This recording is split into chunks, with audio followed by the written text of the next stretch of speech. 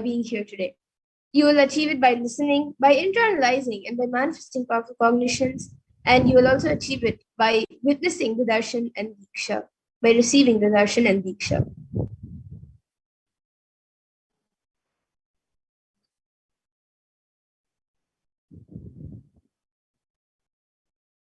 So now let's see what is the Bhava Samadhi Darshan.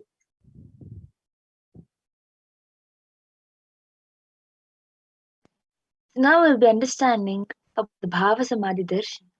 So what is Samadhi? Samadhi means one with the source. Bhava means attitude and aspect. So Bhava Samadhi means being one with the source through this aspect. And the aspect Bhava which you choose, through that Bhava, being one with the source, Samadhi is Bhava Samadhi. And knowing this aspect, Bhava is the ultimate, Adi, and being in oneness, Sama with that, is the Bhava Samadhi.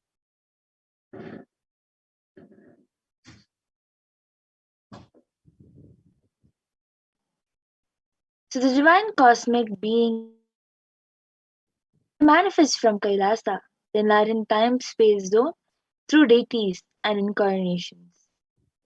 Divine cosmic beings manifest through Archavatara deities in temples and through Bhava Samadhi Darshan, the Nijavataras, the incarnation. And the Bhava Samadhi awakens your Kundalini Shakti, which is the latent potential energy in all human beings. And this awakening of Kundalini Shakti results in extraordinary abilities expressing through us, like third eye awakening, ability to have the remote vision, ability to scan anyone's body, levitation, teleportation, materialization, and many more such powers and abilities.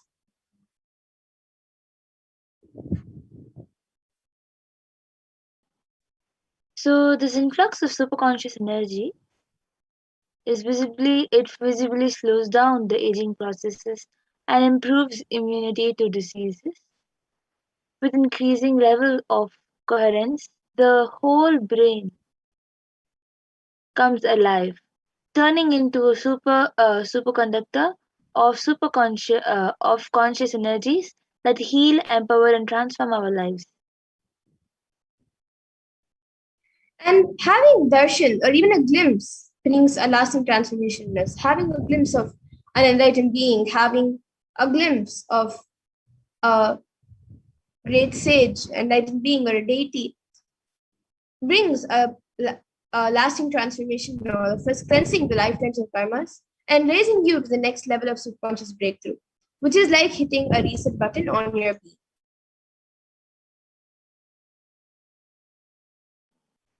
So during the Bhava Samadhi Darshan, our neurons mirror that of the avatars.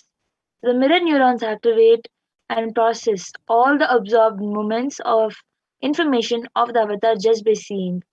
That is, our entire body silently and without movement recreates what is happening distance far away, experiencing the superconscious energy radiated by the avatar.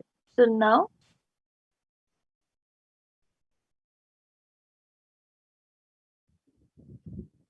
And now we'll be seeing a small introduction, a glimpse of who the Supreme Point of Hinduism is, the one who is giving us all of these sciences, extraordinary Shaktis, and much more.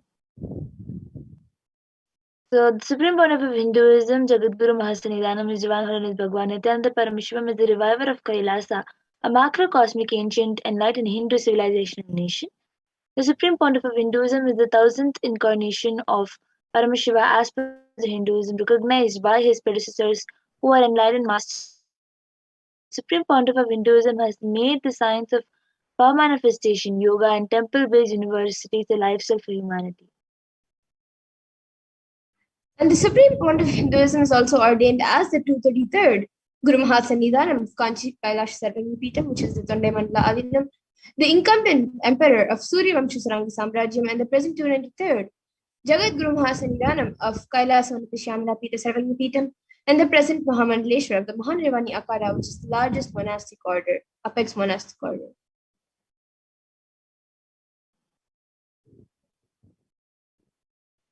The supreme pontiff of Hinduism is the thousandth Acharya Mahamandaleshwar of the Attal Akhada and is the present 23rd Guru Mahasannidhanam of Dharma Mukti Swarga Paramadinam, and is elected as Supreme Pontiff of Hinduism by a congregation of over 1,000 Hindu leaders. And the Supreme Pontiff of Hinduism is also revered as a teacher of Hinduism, most prolific, most viewed, read, and watched. Books and 10,000 articles in three different languages, which are English, Tamil, and Sanskrit. And these are translated into 50 languages with over 1,000 articles. And these copies of books and articles, over 20 million copies of books and articles, have been sold, read, and downloaded. And he has given over 10,000 hours of discourses for humanity, and he has enriched and enriched over 1 billion plus lives digitally, and is respected as a commentator of all sacred scriptures such as Upanishads, Bhagavad Gita, Shiva Sutras, Brahma Sutras, Yoga Sutras, Ashtavakra Gitas, Jain Sutras, and many more.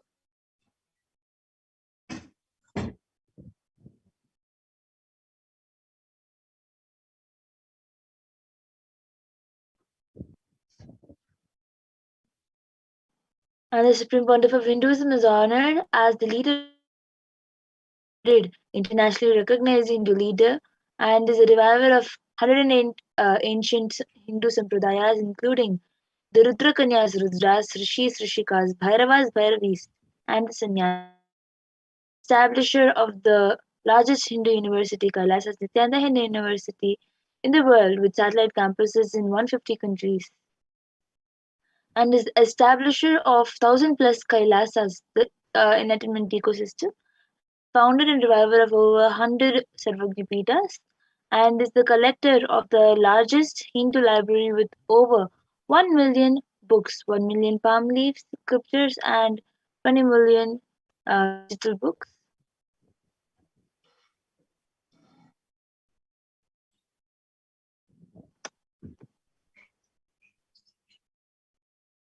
And now we come to the conclusion of this first segment, and we will be moving on to the further segments where we will be seeing a live demonstration of the extraordinary Shaktis, the divine powers of Paramashiva.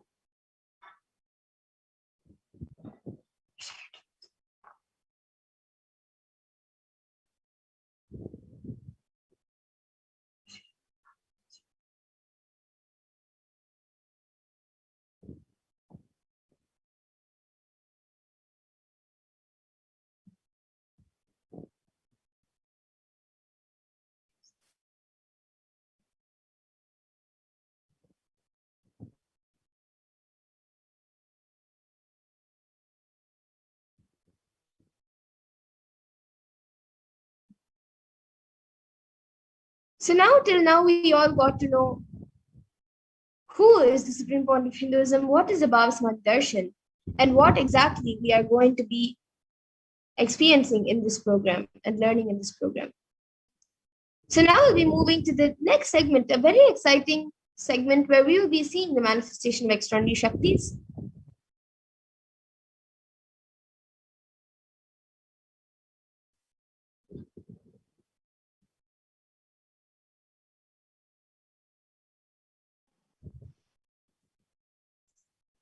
So the Balasans.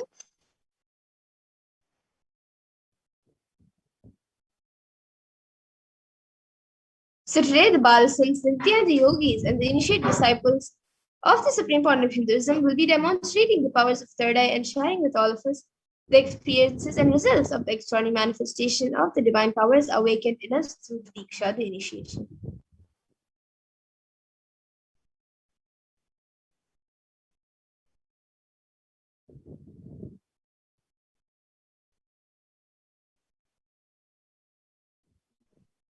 In today's Bhava Samadhi Darshan, all of us will be receiving the initiation into third eye awakening and various other powers with the blessing and grace of the Supreme Pontiff of Hinduism. We will be manifesting the power of third eye, where we'll be able to see, where we'll be seeing with eyes blindfolded.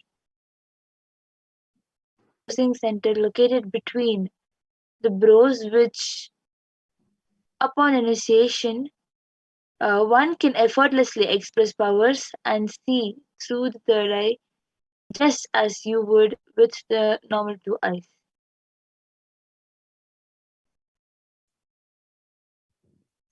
And now let's see what are Shaktis. What exactly are the Shaktis that we are speaking about? So, manifesting powers, Shaktis, are described in the Vedagamas by Paramashiva as a system, method, and science for human beings to explore the various possibilities and powers and have access to various states of consciousness. And Paramashiva actually describes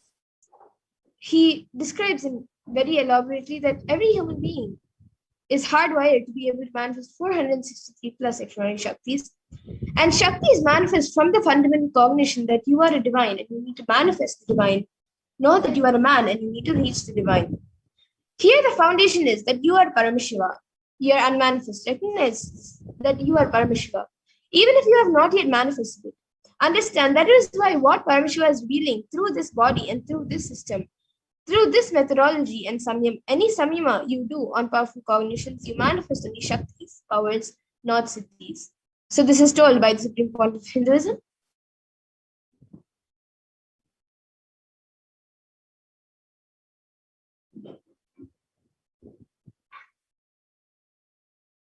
So now we'll be understanding a few differences between the Shaktis and Siddhis. So we will see the differences between both of these terms. The Shaktis expressed from the space of enlightenment as a side effect of feeling connection with the divine and high integrity with the Guru, and the enlightenment, whereas the Siddhis are on the path of enlightenment and may. And Siddhis are the powers that manifest from the tapas and penance for the sake of enlightenment.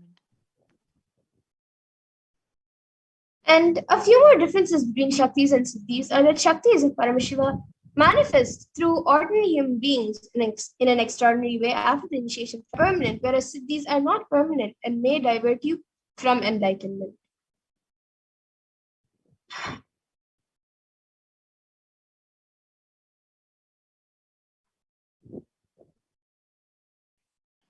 So the source of these Shaktis, Paramashiva, is the primordial divinity in Hinduism, the ultimate reality and cause, which is self-effulgent, Swayam Prakasha, all pervading, unchanging beyond time, space, form, and causality.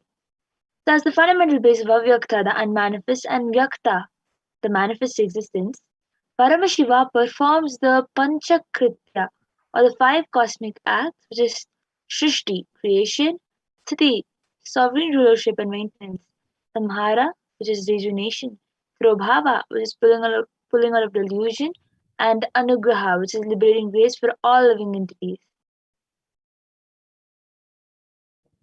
And now the avatar of Paramashiva, the supreme pontiff of Hinduism, Jagat Guru Mahasannidhanam, His Divine Holiness Bhagavan Nithyananda Paramashivam, as the thousand eighth living incarnation and representative of Paramashiva and the reviver of Kailasa, the ancient enlightened Hindu civilization and nation, and the great cosmic goddess in the nation. Ever since the beginning of the civilization, the Sanatana Hindu Dharma has been the cradle of enlightened beings and highly advanced science. It was where the science of enlightenment and powers was lived and taught as a lifestyle. And for the first time in the modern day, the Supreme Point of Hinduism is reviving these yogic sciences and transmitting it to the world at a record breaking pace which is never accomplished before.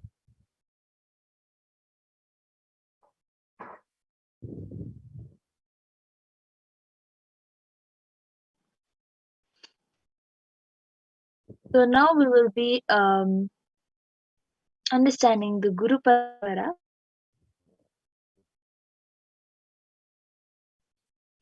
The knowledge and science of manifesting these Shaktis are passed down from one generation to the next through initiation, Diksha, by the enlightened masters, the Gurus. So the supreme pontiff of Hinduism, being recognized as an incarnation at a very young age, was trained and taught these sciences to revive the initiation and knowledge repositories for billions to manifest science of power manifestation from disciplines of Vedanta, Tantra, Srividya, Yoga, Yogic powers, Mantra Shastra, Siddha Vidya, science of Aushadha, Advaita, Bhakti Yoga, Paramashiva Jnana and Paramashiva Vijnana. The great rishis, munis, the siddhas, the superconscious mutants who know the secrets of Hinduism have predicted and recognized the supreme pontiff of Hinduism as an avatar, an incarnation of Paramashiva and Parashakti.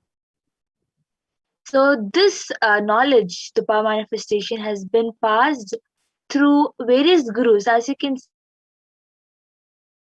power manifestation has passed down from all these, and this is termed as Guru Parampara in Sanskrit. And all these munis and rishis and gurus have recognized the Supreme Pontiff of Hinduism as an incarnation.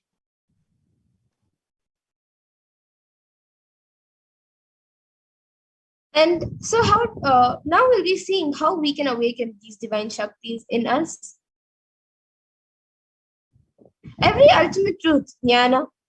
So, everything that Swamiji says, every truth which the Supreme Pontiff of Hinduism reveals to us is mapped into your consciousness, prajna, and manifests as the possibility and power of every being, prajnana.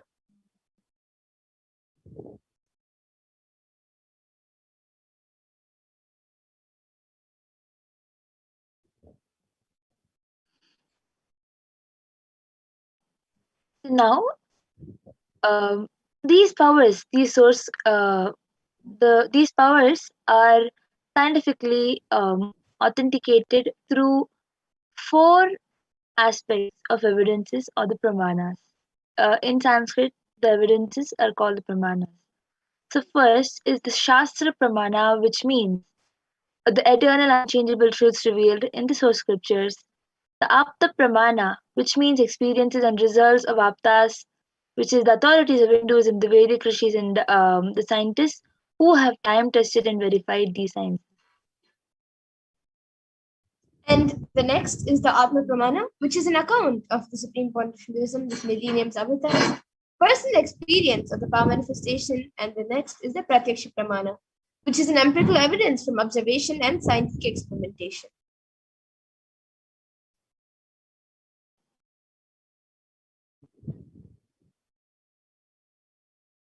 So the Vedagamas, which are the which is living applied science. Vedas are the ultimate superior authority for Hindus, and the Vedas are pure science where the ultimate truths are explained. Whereas the Agamas are the scriptures where the applied technology, the applied science is expanded. The Vedas and Agamas, which is put together called the Vedagamas, are given the status of Shruti because they are directly revealed by Paramashiva. They are the ultimate eternal unchangeable truths. A reference cited from these Vedagamas are called the Shastra Pramana.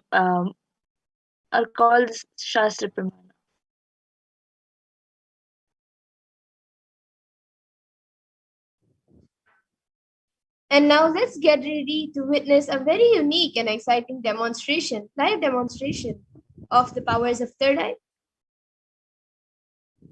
So we'll be first entering into the power of third eye, which is seeing with eyes blindfolded.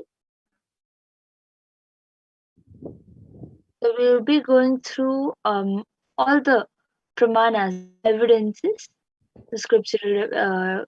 The first is the scriptural reference, the Shastra Pramana, for the power of third eye.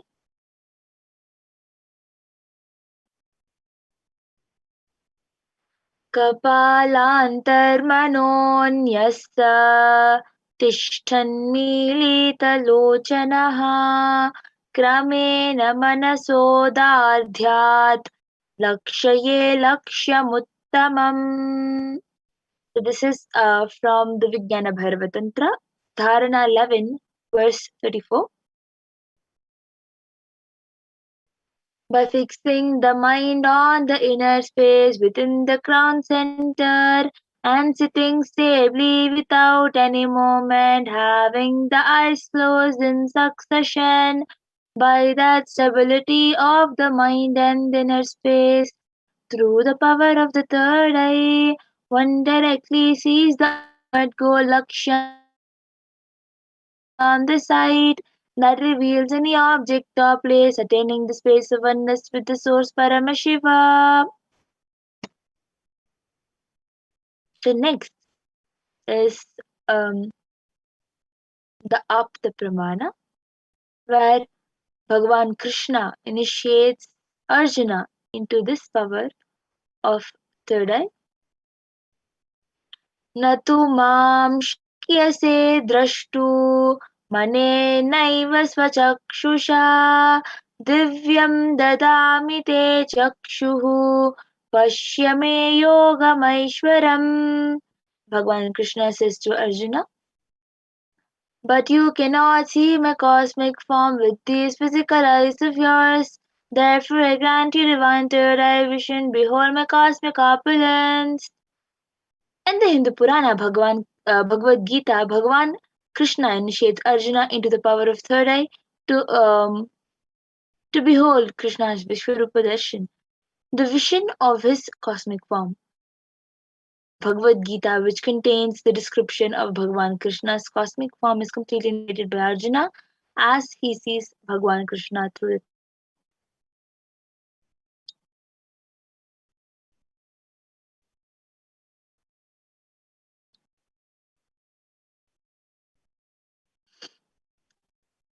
So the next is the Atma Pramana in Swamiji's own words. Swamiji, the first experience that I was able to see everything around me, above me, the whole 360-degree 10 directions below me, everything, I realized not only I was able to see, I was able to feel, experience all of that as me.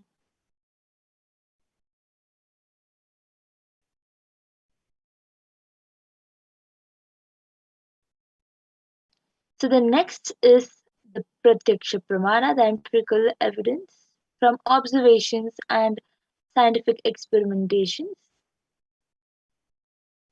The study measures and compare metabolic cell activity of a brain in conscious and meditative open third eye state using which is a PET. It was declared that when doing daily activities, high activity is measured in the brain where third eye is located, and when in deep samadhi state, only the third eye region is active, and almost 90% of the rest of the brain is at peace.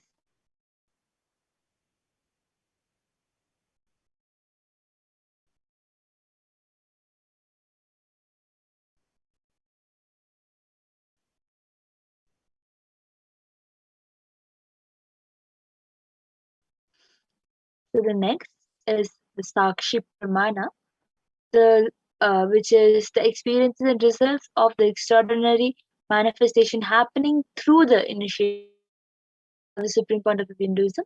This rare sacred science of third awakening is being made available to humanity for their ultimate enrichment and conscious evolution by the supreme point, living incarnation of Paramashiva. The supreme point of Hinduism embodies the most profound yogic states that surpass all bounds of time, space, and matter. The supreme point of Hinduism is gifting this pure great science of third awakening, along with many other spiritual sciences through initiation Diksha. Millions of people have been initiated by the supreme point of Hinduism and are experiencing the profound results as the extraordinary manifestation in everyday life. So now we will be witnessing the live demonstration. Third eye.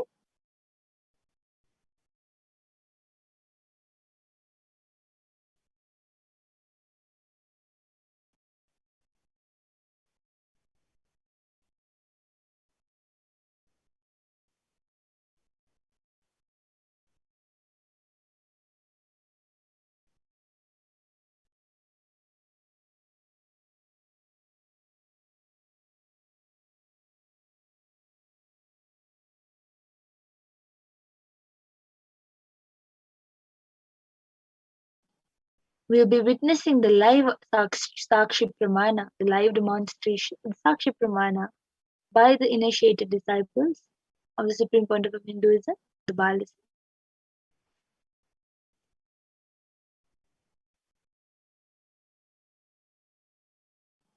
So we now have with us Ma Madhura, who will be doing the demonstration of the power of third eye. Yes. So Ma Madhura, you can show the eye band.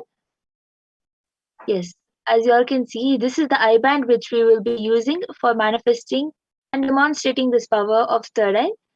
This eye band has a sponge attached to the sheet, and the sponge will the sponge is used so that it can stick to the skin. So the sponge has two openings into which the ice will go and just stick. So as you can see, exactly the eye size openings are there. So inside that, the ice will go and stick, and there is no possibility of leakage at all.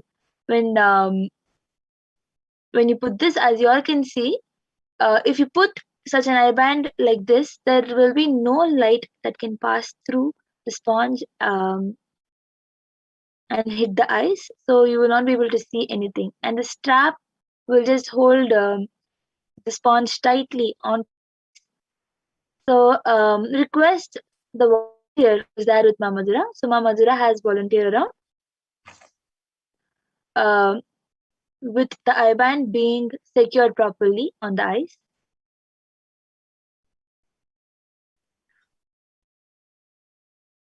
So as you all can see in front of you, the eye band is being put.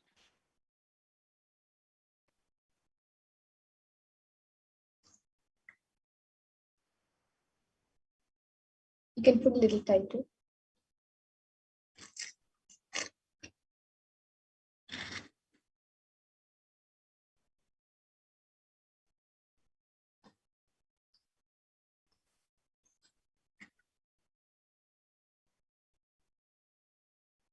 So everyone can get ready with whatever you want to type. You can type and keep it, and it will be projected for everybody to also see as Ma Madhura reads.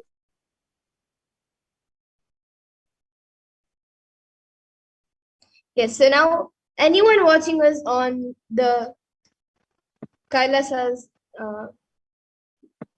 HDH Nithyananda YouTube channel, you can put any comments you would like me to read over there, and I will Yes, be reading it. So yes. so the last comment we Actually, have, before the reading, I would like you to show in the camera left, right, up, and down. my right, left, up, and down.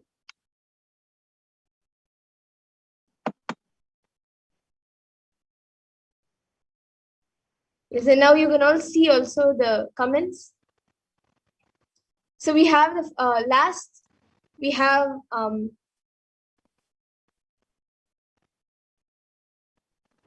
Prabjot Gill, who has paid $1.8, I think, yeah, dollars.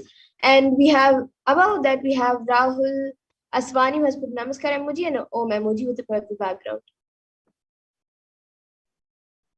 And then we just have a comment right now from Utpal Takaraya. He has put Loka Samasta Sukhino Bhavantu.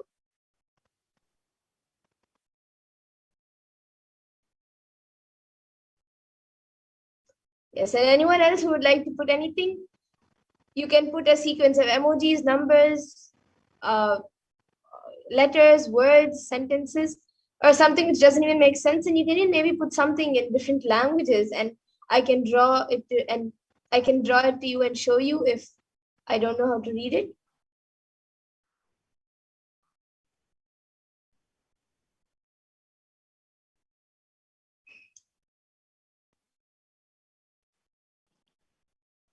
Anything, any random numbers together, scientific terms that you think Madhura will not know.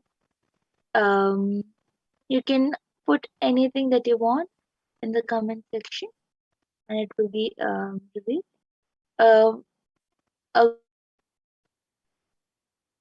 Anything you want, you can put it in the comment section. We have another comment from Rhinusin Edmond. He has put a moon emoji and a Trishul emoji and a sun emoji, and the moon and the sun has eyes and nose and a mouth. And the moon is just a crescent moon, it's not a full moon. and there's only one eye shown, and then the nose and the mouth. The sun, both the eyes and the nose and the mouth is shown. And the sun has 1, 2, 3, 4, 5, 6, 7, 8, 9, 10, 11, 11 or 12. I guess I got confused. 11 or 12 rays.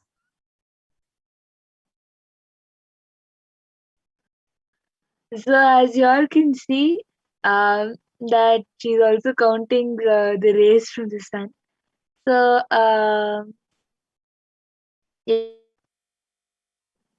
it has 11 rays. Yes, and now we have another comment from Rahul Aswani who has put Om Namo Venkateshaye,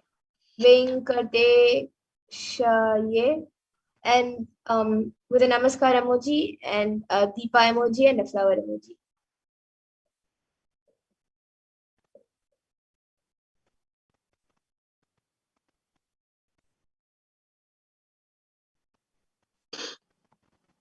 if anybody else wants, you can comment anything that you want.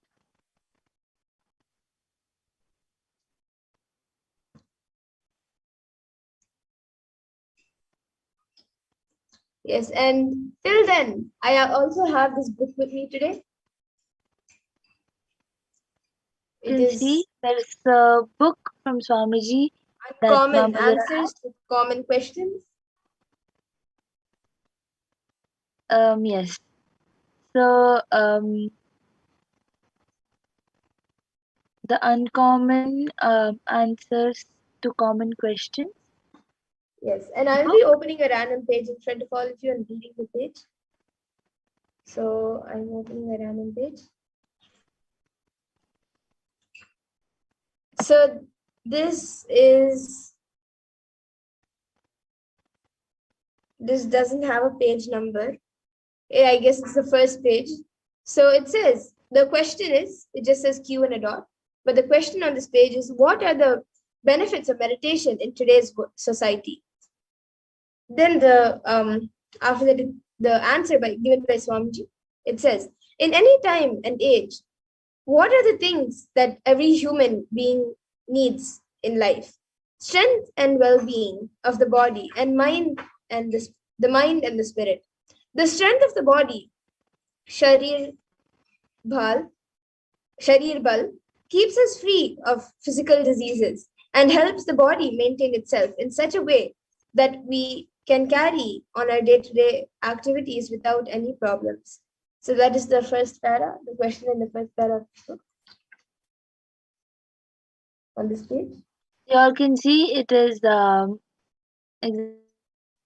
meditation and Sharir Bal. The beautiful meditation. Yes. Benefits of meditation. So as you all can see, it is exactly whatever she has read. You can also it's a free book available in internet. So if you want, you also can page if you want to confirm. So anybody else wants? You can comment anything with the next power.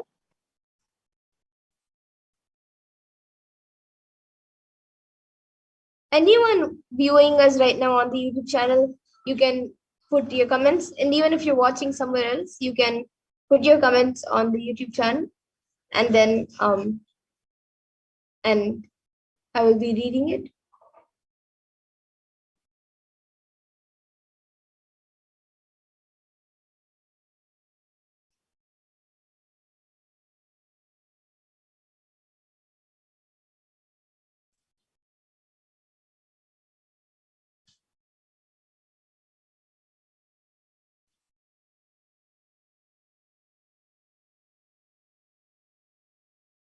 You can put a different language, a sequence of numbers, emojis, letters. You can even put things mixed up or something that doesn't even make sense.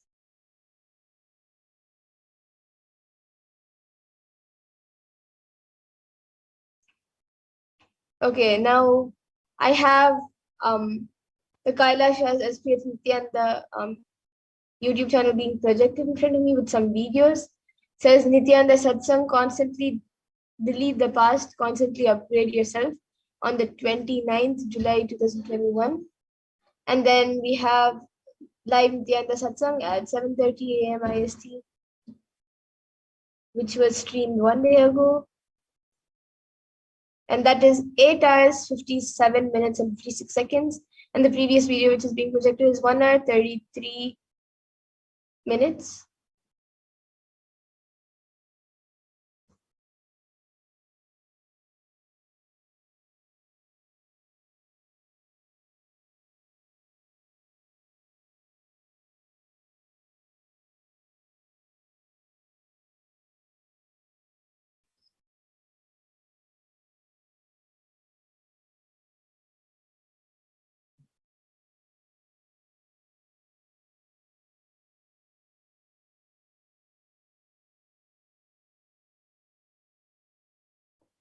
Okay, so now I have a few links and a post which is being projected in front of me.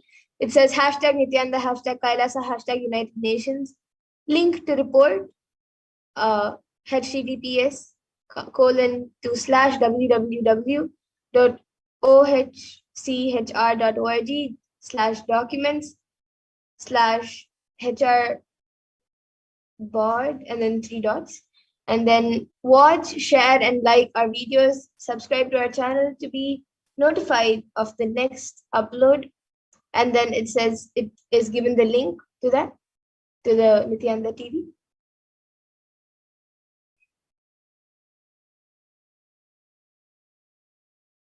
Okay, so now with this, we'll be getting into the next power of body scanning.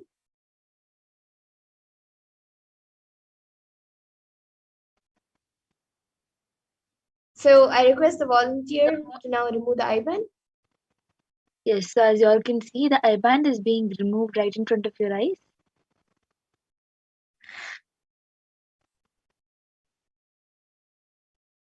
And it is the exact same I-band.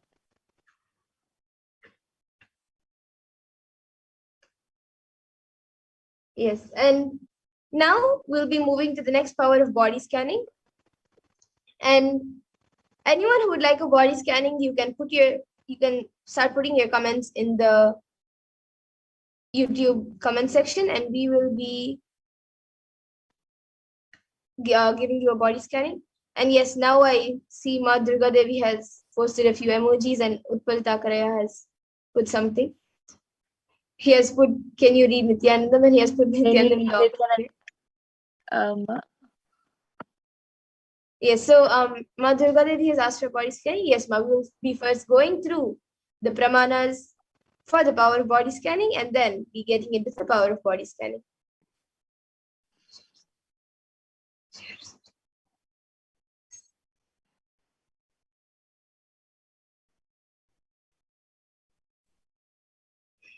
As we go through the pramanas, if anybody else also wants, you can put it in the comment section requesting for your body scanning.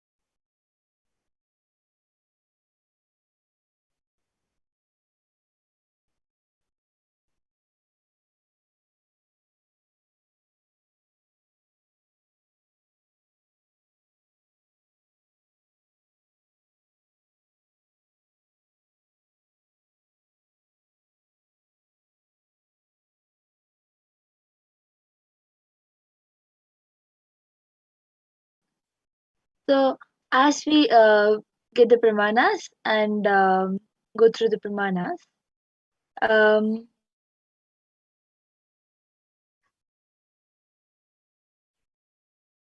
Ma Madhura, I think you can share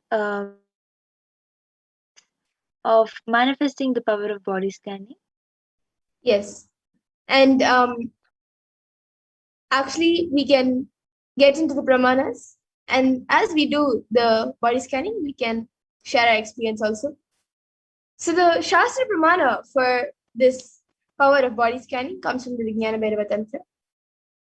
Swadehe jagato vapi sukshma sukshmatarani cha tattvani yani nilayam dhyatvante vyajyate para. So this comes from the Vijnana Bhairava Tantra.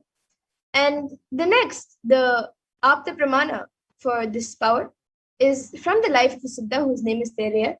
And he was one of the prominent disciples of Agatya. And one day, a man suffering from a severe headache comes to Agatya and asks for healing. So then, Agatya, using the power of body scanning, reveals that there is a small tere, a type of frog, sitting in the person's brain. And he tells his disciple, Teraya, to perform an open head surgery and remove the frog. And once the surgery is completed, the person is healed and cured of the headache, and thus Teraya gains his name, which is Teraya. And the Atma Pramana for this power of body scanning, Swamiji, it comes from the experience of the Supreme Point of Hinduism himself, when he had gotten the multiple compound hand fracture. It was revealed in the hospital, when he had gone to the hospital, it was revealed that he had been poisoned without his knowledge. And so using the power of body scanning, he scanned the imbalances which had happened in his body, and he used allopathy as a second opinion to verify his findings. And then as a Sakshi Pramana, we have many people, many disciples who have been initiated into this power, who have shared their experience of this power manifestation on social media and with their friends and family. And now we will actually be witnessing the live demonstration of the power manifestation. So anyone who would like a body scan can put your comments in the YouTube comment section. We already have a few comments from Ma Durga Devi. So Pragnina, you can start a scan for Ma Durga Devi's daughter, Subiksha Shri.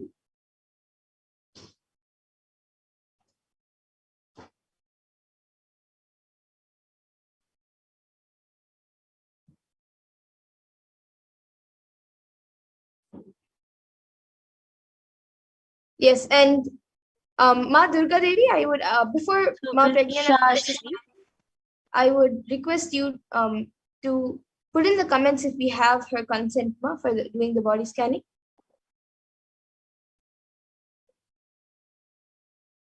Ma Durga Devi, you can put it in the comment section if we have your daughter Subiksha Shri's consent for the body scan.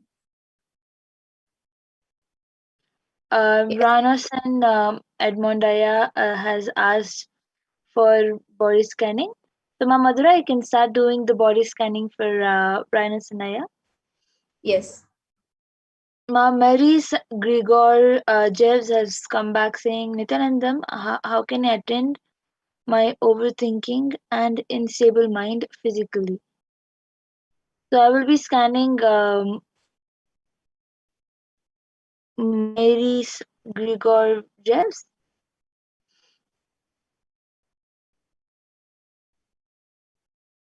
Om Nithyananda Paramashivoham. Om Nithyananda.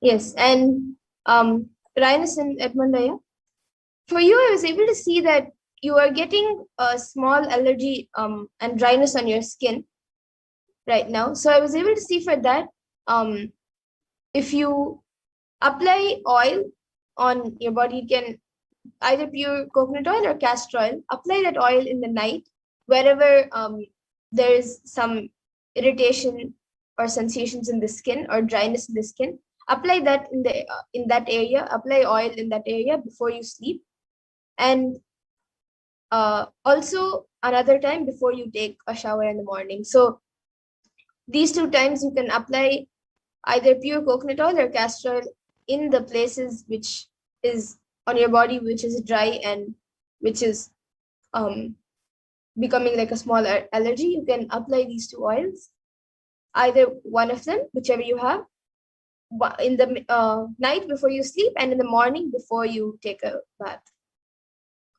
And then now Rahul Aswani has also asked for body scanning. Yes, now I will be doing for you. And Ma Durga Devi, you can get back in the comment section if we have your daughter's consent. And once that is done, we can do a body scanning for your daughter. And Rahul Aswani, now I will be scanning for you. And Ma Nitya Mahadatta Chaitra, once Ma Pragnana has done scanning for Ma Marriages, she will be scanning for you, Ma.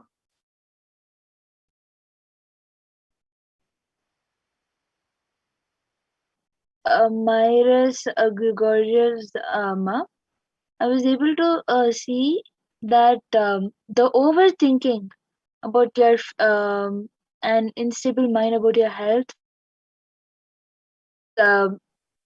it can be completed by you doing sevas for do puja and seva and put your mind completely into the divine and your master. You will see that will not be there because you are completely dedicating yourself to the divine and the master. I was able to see that physically you will not overthink about or have unstable mind. That I was able to see. And now I will be scanning for Malvin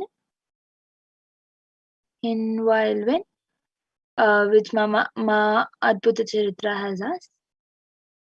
Yes, and Ma Durga Devi, we need to, if she's a minor, if your daughter is a minor, then if you have given the consent, we can do. But if she's a major, then we will need her separate consent.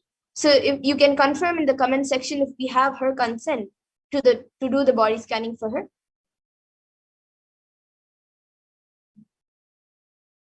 And Rahul Aswani, for you, I was able to see that there is ulcer which is being formed in the stomach. And I was also able to see that in your back, there is like a shooting pain which is occurring like, it is not very often, but maybe like around once or twice in 5 days. You get like a shooting pain in your back. From your lower back, it comes like a shooting pain. See that the root of both the ulcers in the stomach and the shooting pain in the back is the food that you're eating is actually affecting your body physically. So I was able to see that you have to be more careful about the food you're getting, the ingredients that you're using in your food. You need to make sure that everything is organic and everything is proper. And that is what will help in healing your body. And Prabjot Gilaya, for you, I was able to see that for you, I have already scanned and I was able to see that for you, you should, for being able to achieve wealth for what you are looking for, you should first make your cognition more stronger about what type of wealth you want and have a deeper understanding of it. And you can offer whichever seva you would like. You can offer that to Lord Venkateshwara, and with gratitude for Venkateshwara, ask him to shower you with wealth. That was what I was able to see for you, Aya. And yes, Ma Durga Devi, now I will be scanning your daughter. And and I will be scanning you also. Back saying, yes, Ma, this is exactly correct diagnosis, and is also same as scanning from almost a week back. So on multiple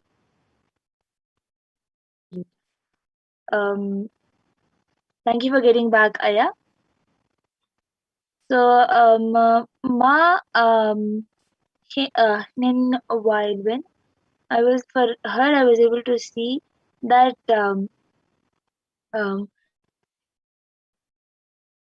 excess oil produced on the face. I was able to see that her face becomes a lot oily, and sometimes she gets rashes on the face because of the oil. And I was able to see that dry throat. Outside it was oily, but for her. So I was able to see that she should not use any dry products on her body. Just because her skin is oily, she should not use dry products that will make her skin completely dry. For her face, she should not use soap. She should use haritaki to wash her face. I was able to, Paramashiva revealed that she should not use any dry products and just because of the oiliness. And I was able to see that the consumption of water needs to increase, and the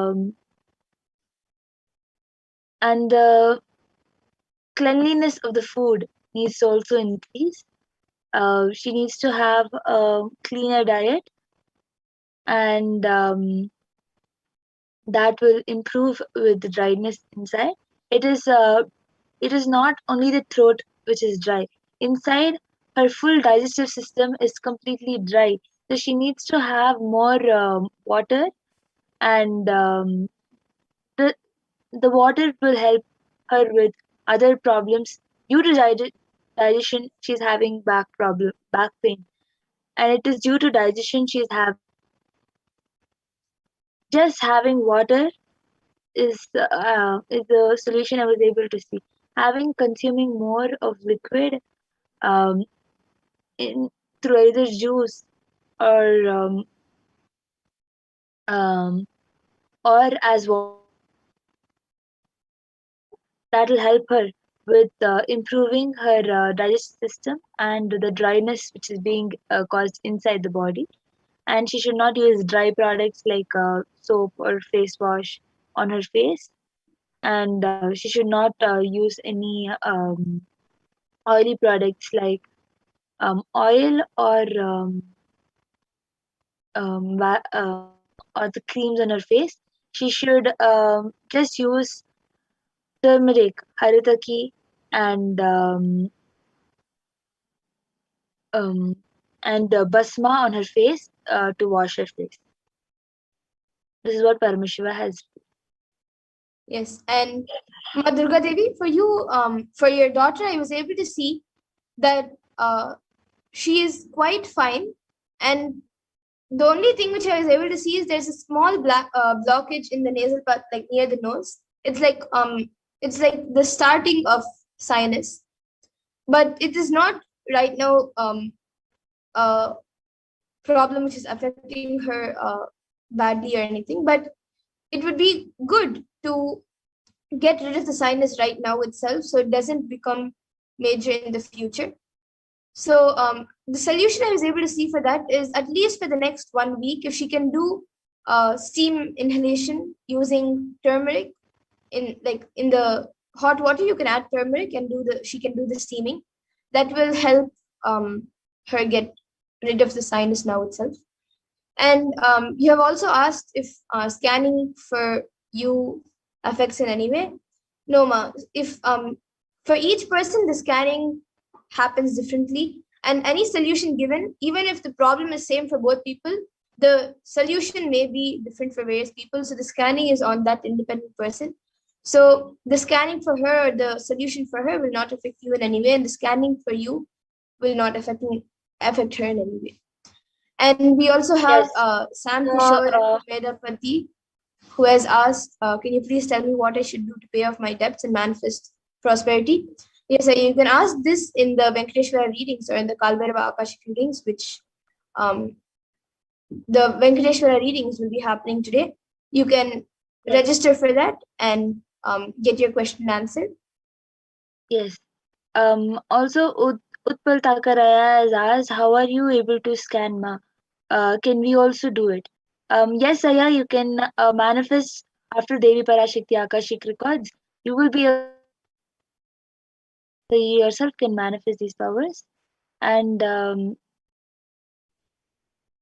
Rahul Ashwani Aya has gotten back saying, thanks, Ma, but I don't have any shooting pain in my back and I don't have ulcer in my stomach, Ma, too. I have improved my health. I will start taking the 3 herbs. Yes, and Rahul Aswanyaya, yes, you can start taking the 3 herbs also.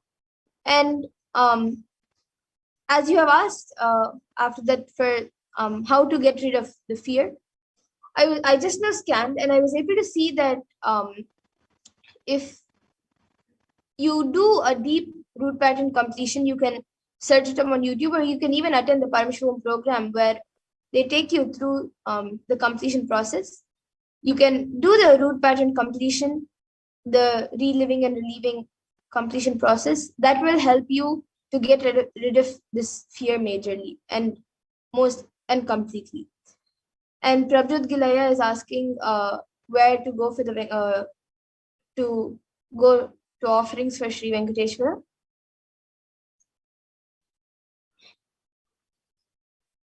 You can we will have another segment coming up where they will be sharing with you. We will be sharing with you where you can go to get the offerings, to make an offering to Sri Venkateshwara, as there are many different offerings will be taking you through those offerings and how you can register for them. So you can stay tuned for those segments where we will be telling what offerings you can make.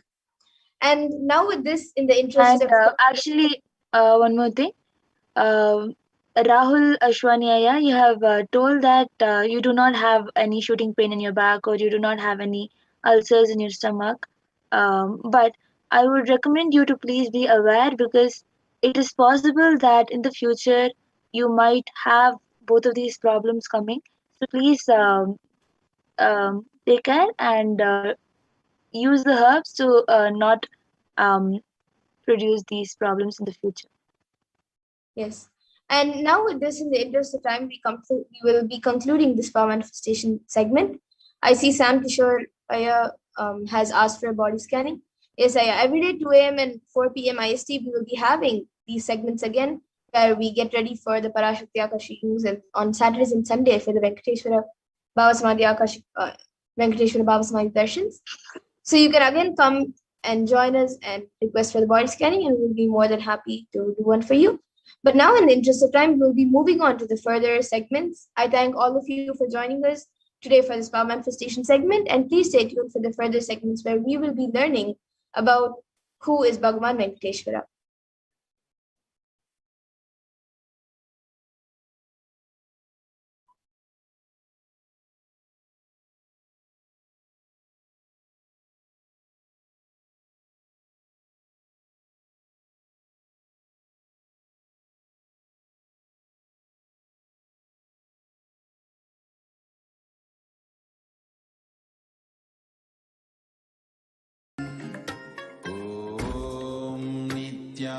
Nithyananda Paramashivoham.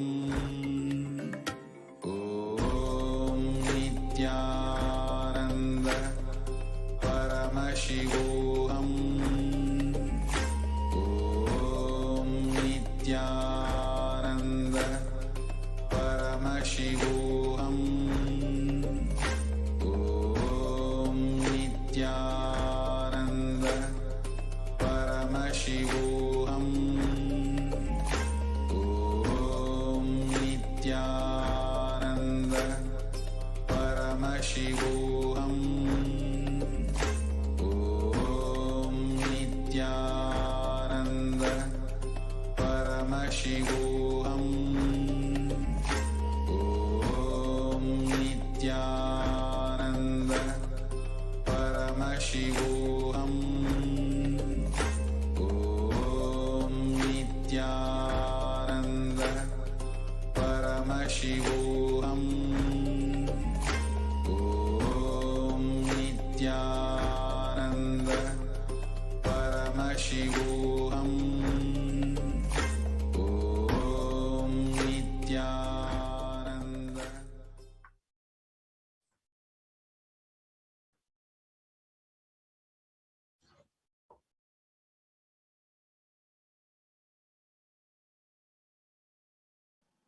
So now we will be today versus Kailasa today.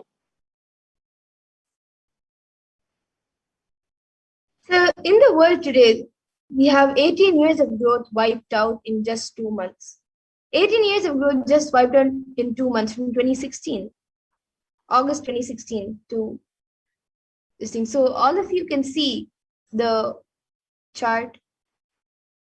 In the ONS figures imply that the level of total economic activities in April 2020 was back down to where it was in 2002, implying that an astonishing 18 years of growth seemed to disappear just this year. And you can see Kailasha, the spiritual solution, 2000 years of economic history in one chart, all major powers compared by GDP from the year 180. So Hindus have actually contributed to 40% of the world's GDP.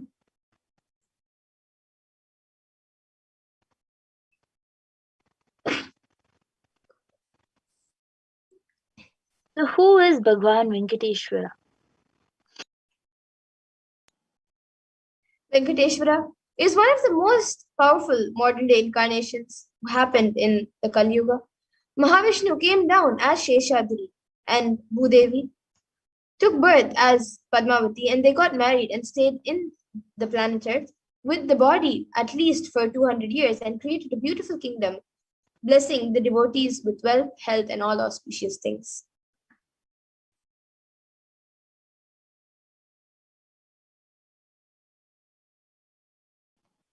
He decided to stand in Tirumala, making himself available to all devotees. Venkateshwara just became a deity.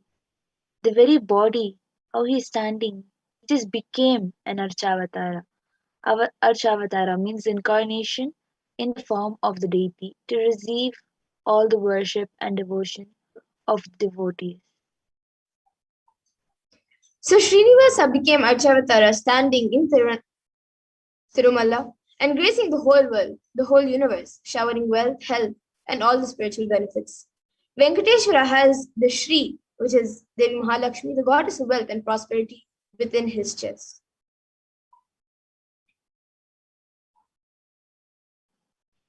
There's one jewel which Bhagavan Venkateshwara is wearing, which we are still not able.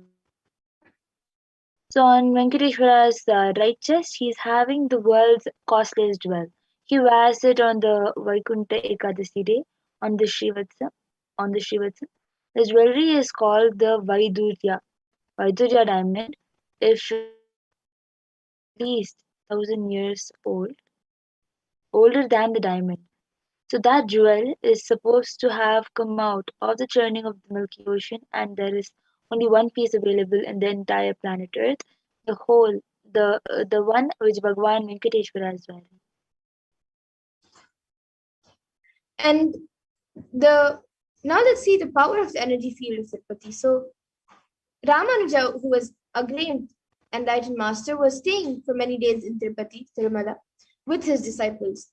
One day Ramanuja was getting ready for the pilgrimage back, and he packs his bags with some food and walks all the way, full day along with his disciples. Evening they reached the downhill and they opened their food for eating.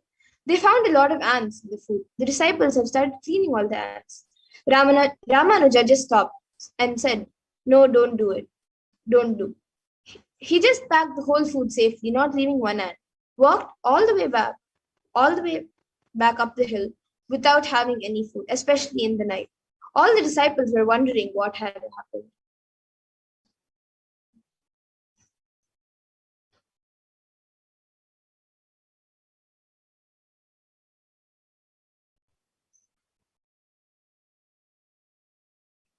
And after going to the top of the hill again, Ramanuja opened the food and because we don't know how many janmas or lifetimes they meditated and did punya to take birth in the presence of Tirumala, the energy field of Venkateshwara.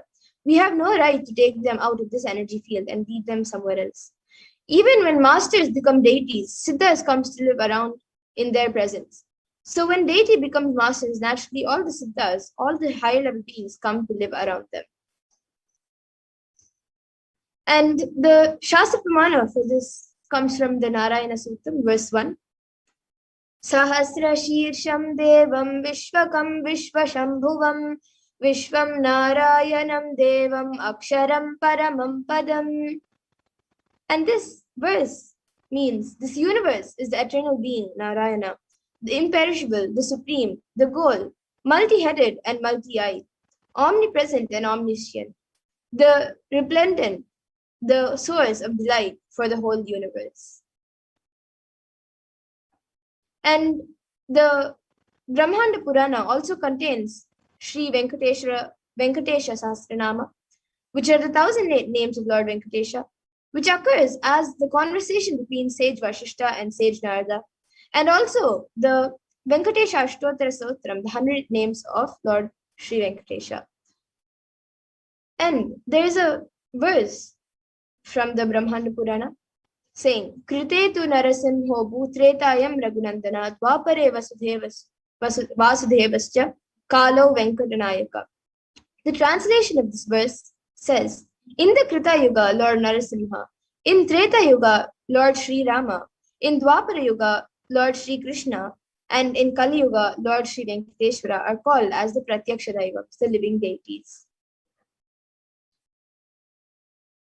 And Swamiji shares the Atma Pramana for Lord Venkateshwara. Swamiji shares, Venkateshwara is his muscle memory.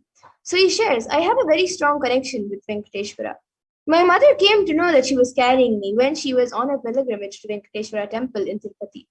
She did the Anga Pradakshina, the circumambulating the temple by rolling on the floor around it. And after that, she vomited. Usually people vomit after the Anga Pradakshina.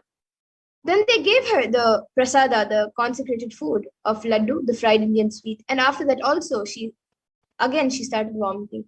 Then the elders saw the pulse and confirmed that she was carrying. The first sweet I got is from Venkateshwara. I have a strong connection with Venkateshwara. So this is shared by the supreme point of Hinduism himself.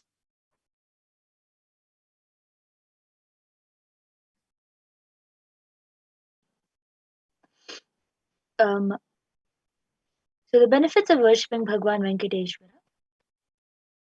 From the Vishnu Sahasranama, Parashruti verse 6.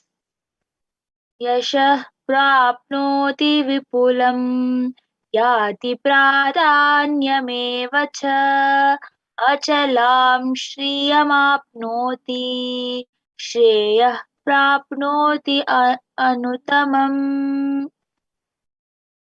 The translation is, he becomes endowed with great reputations and becomes the foremost amongst his kith and kin. He acquires undiminished wealth in this world and excel prosperity in the other world, that is liberation. Bhagavan, all the Ananta Kalyana Gunas, divine auspicious qualities, and the one in wealth and all other dimensions of life. And in today's Darshan, Bhagavan Venkateshwara will be manifesting through the Nijavatara, 1,008th living incarnation of Paramashivoham, the supreme point of Hinduism, Jagadguru Mahasannidhanam, His Divine Holiness Bhagavan Nithyananda Paramashivam. And all of you can receive the blessings and initiation to awaken the wealth consciousness in you. So now Ma Pragyana will be sharing with all of you the 2 dimensions that we have in Hinduism for wealth creation. Yes, the 2 dimensions of wealth creation, the Sankhanidhi and the Padmanidhi. We have 2 dimensions of wealth creation in Vedic tradition. So Sankhanidhi means conquered wealth, conquered from the natural sources, and the Padmanidhi means flowered wealth like a lotus, which is created. Padmanidhi is made to flower from natural resources. And in the Vedic tradition, there are 2 major gods representing wealth. One is Kubera and the other is Lakshmi. So Kubera hoards and holds wealth and sits on wealth. Example, treasury, stock market, and other things similar. Kubera enjoys the subtle power that holding wealth can bring. And Lakshmi represents wealth that is flowing, circulating, and which is going around like current. Lakshmi uses wealth to enrich herself and the world. Lakshmi creates wealth effortlessly, uses it freely, and distributes it unconditionally. So now let's see wealth creation in the Hindu way.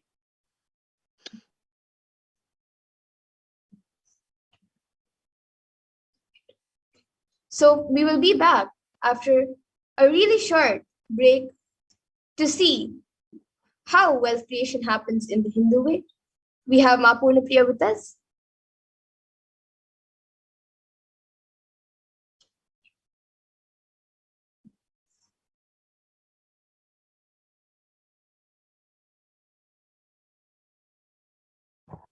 Sorry, muted. So yes, let us enter into this next segment where we will learn about wealth creation and the Hindu way of creating wealth. We can move to the next slide.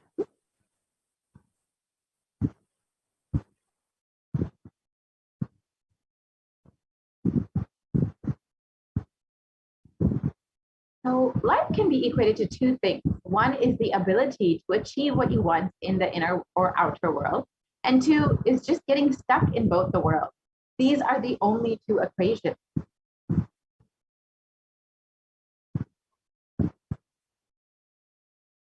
And first, we need to have the right diagnosis. Everybody wants wealth, but they do not increase the life in the level that they want. Wealth can be equated to the life energy you express. It is a straight equation because as of now, a normal man has wealth as the first priority in the life. So if you do not have wealth, don't blame anybody. You are not expressing life in you. Life energy is not happening in you.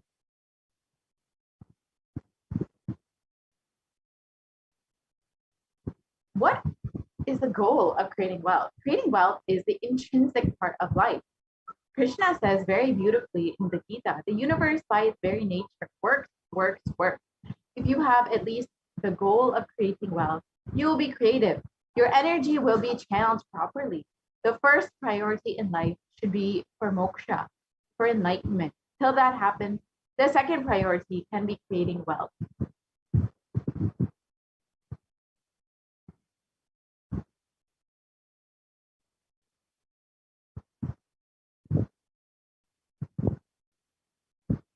So why should we create wealth?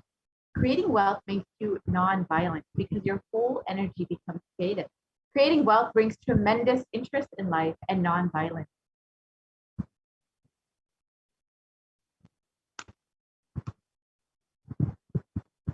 What is wealth? Wealth is not just an object or a thing to be achieved. Wealth is an extension of you.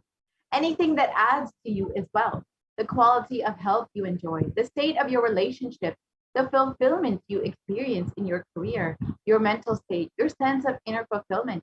All these are measures of wealth, of success with which you have created wealth in your life.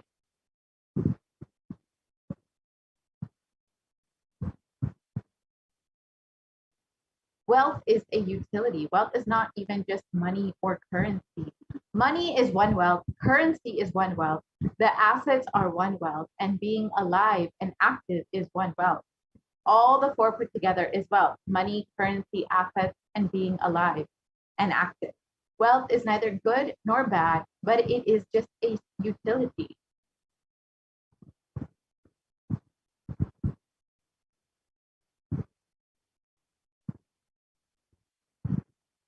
What is wealth consciousness? Wealth consciousness means making a clear decision to break out of the myths and mental patterns that impoverish us and to draw us again and again into the poverty cycle.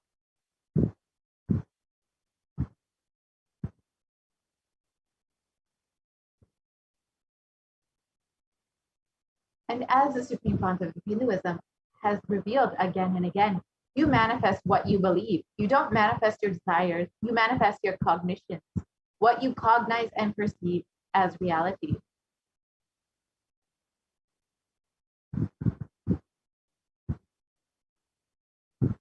So let's understand the gap between our beliefs and our desires. Many of us say, I really desire wealth, but deep down you believe wealthy people are arrogant people, bad people. They do a lot of wrong things. If you believe wealthy people are arrogant, bad, wrong, They do many wrong things. They exploit others. If you have that belief, how are you going to manifest wealth in your life?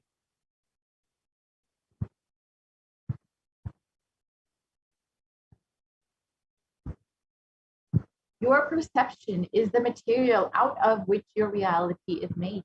If you desire wealth, but you believe, perceive, cognize wealthy people are bad, or wealth is too much responsibility, naturally, you will not manifest wealth in your life. The gap between your desire and your perception is called a mental pattern.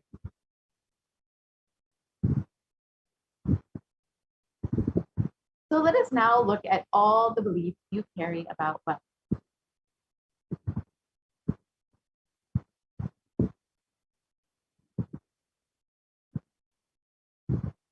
So one of the most common beliefs that we all carry is that wealthy people are arrogant or bad people.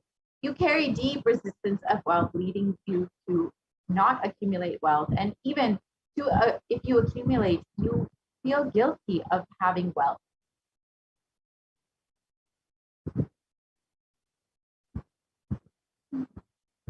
However, the truth is arrogance does not come by wealth. Arrogant people will be arrogant whether they have wealth or not. Arrogant means behaving as if you are more important than or no more than other people. But we wrongly associate wealth to arrogance, create a pattern, and start hating wealth as well, the same way that we hate arrogance.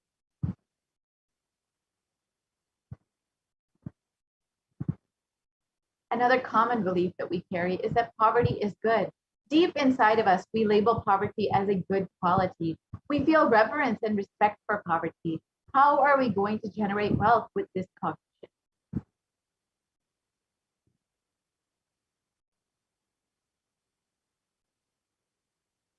And another common belief is that handling wealth is more responsibility. We may feel uncomfortable. Whatever I want, I will not get it. Maybe you came to this conclusion by looking at some wealthy people who did not have any time for themselves.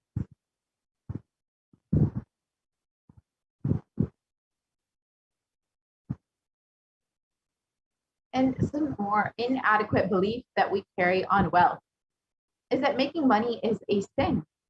And creating as much wealth as you can, celebrating it, sharing it, and is wealth consciousness is high creativity with high responsibility. Wealthy people work smart, not hard.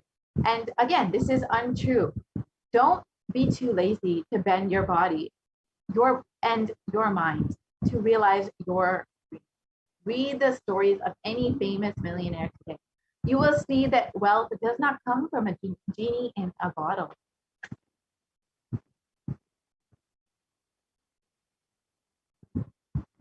And another common belief that we all carry is that you have to be worthy of wealth.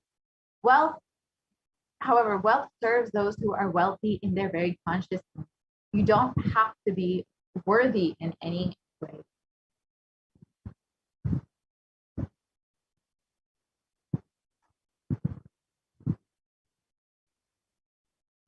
So we must have will persistence to manifest wealth. Anything you cognize, you create a certain energy field about your cognition.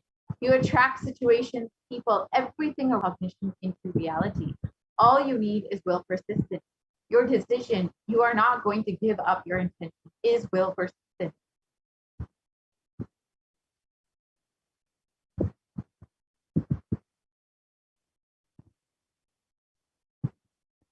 So now let us work on preparing our mental patterns. Your mental patterns go on affecting you, but you always tell, I'm too busy to repair myself. It is like sitting in a broken car and going to be rotating the handle or pushing and pulling the gears and doing whatever you want. You are not going to move 1 inch. And if somebody says to you, why don't you repair your broken car? You are not moving. No, you tell, no. I'm too busy to repair. I can't get down now and repair because I'm hurriedly going to some place. It is utter stupidity.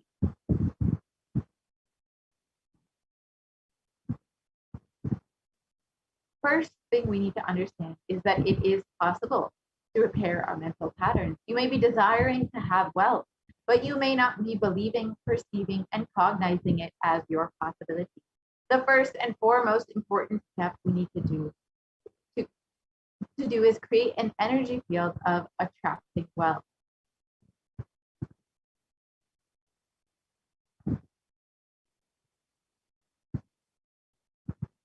So let us now watch, in the Supreme Pontiff of Hinduism's own words, the secrets of attracting wealth.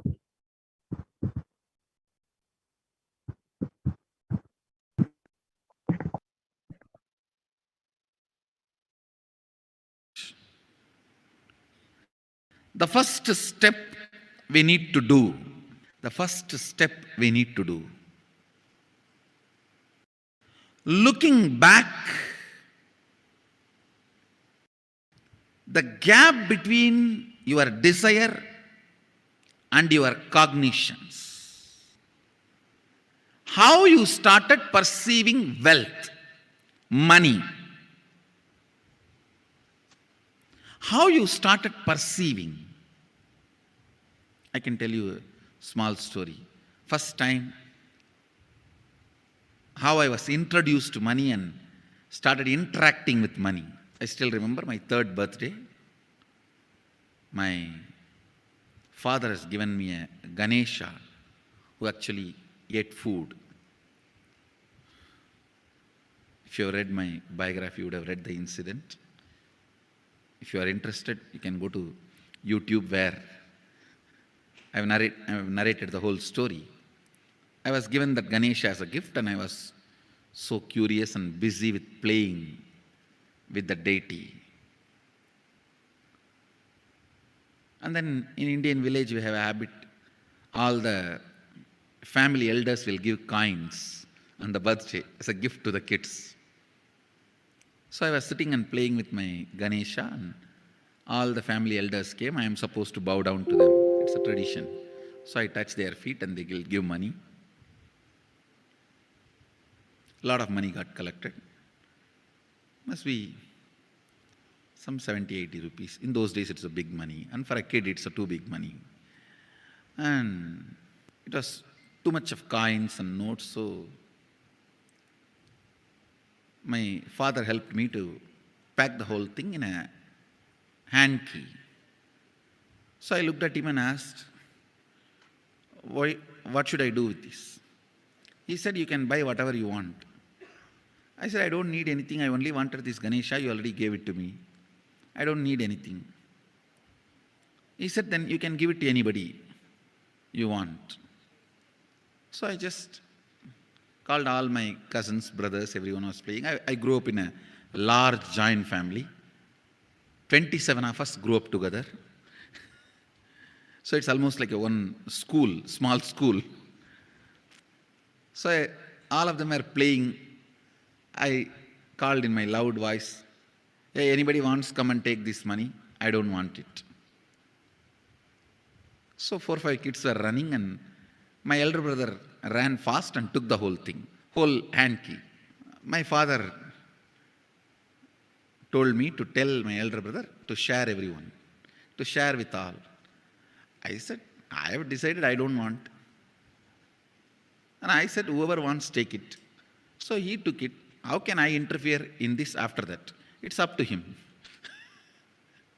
I will not even interfere, giving any further instruction to how they should share or who should share and all that. I said, I don't want. That's my first relationship with money. I still see very clearly that it's the same relationship. Still, I don't touch money. I don't handle. Never felt the need. Anyhow, I am not saying this should be your pattern or this should be your...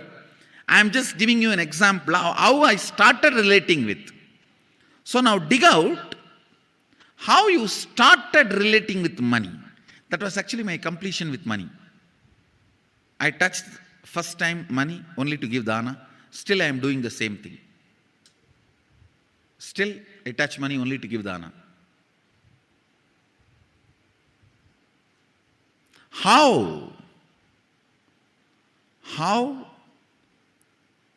you cognized money, wealth, what all your perceptions and beliefs and cognitions about money, let's dig out. Let's get them out first. The moment you remember money, does it bring tremendous pain, suffering, impossibility, all that in you? What is the emotion or energy it invokes in you?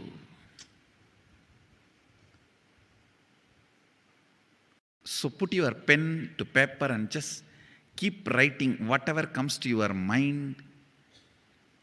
If you feel tortured, irritated, the moment you think of money, whatever you think, money is difficult, money is impossible, money is, unless you cheat, you can't get the money. Even if you cheat it, somebody will cheat from you.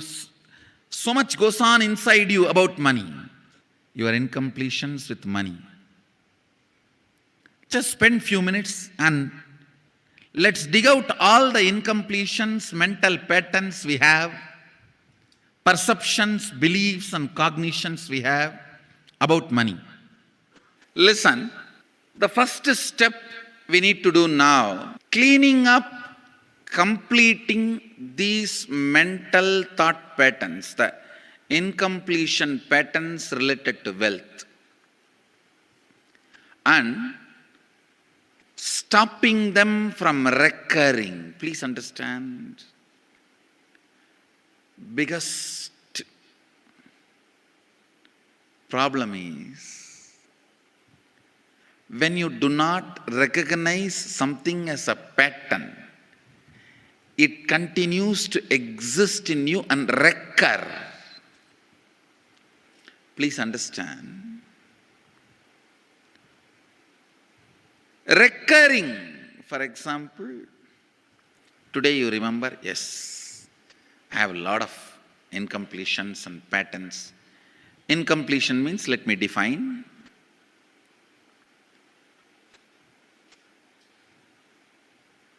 Your past sitting in your present, not letting you live your future is incompletion.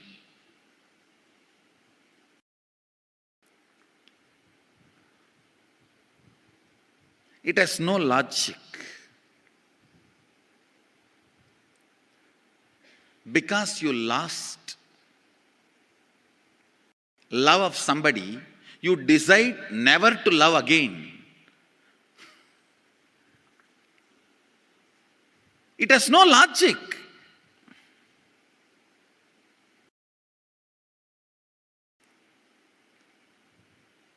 Tons of negative decisions, cognitions you make about life is incompletion. I'll give you one small example. 8-year-old kid is in the classroom. Teacher asks, who is the first Prime Minister of India? The kid jumps on the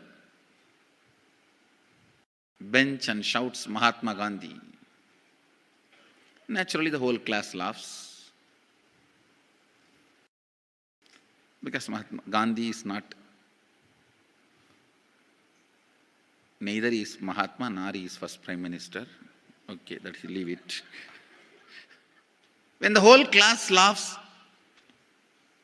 she decides never to come in the front, jump up and be active. Even after 50 years, if she becomes a CEO of a company, in the team meeting, she will be telling her ideas to somebody else and somebody else will be presenting. Even if she is the head of the meeting, she will continue to suffer the decision she made at the age of 8. How many of you see this is happening even in your life in some form? That is what I call incompletion.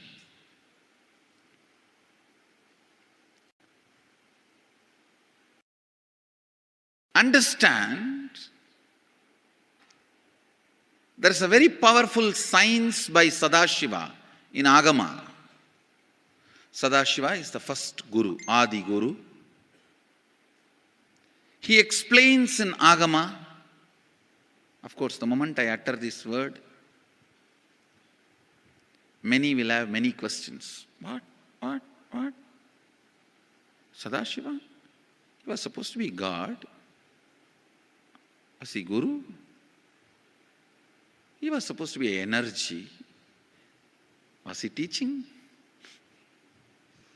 Let me be very clear. He is the pure consciousness beyond time and space, but he also assumed form within the time and space. The formless came in form many times and taught the great spiritual truths to the world. We should not even use the word was. Is the right word.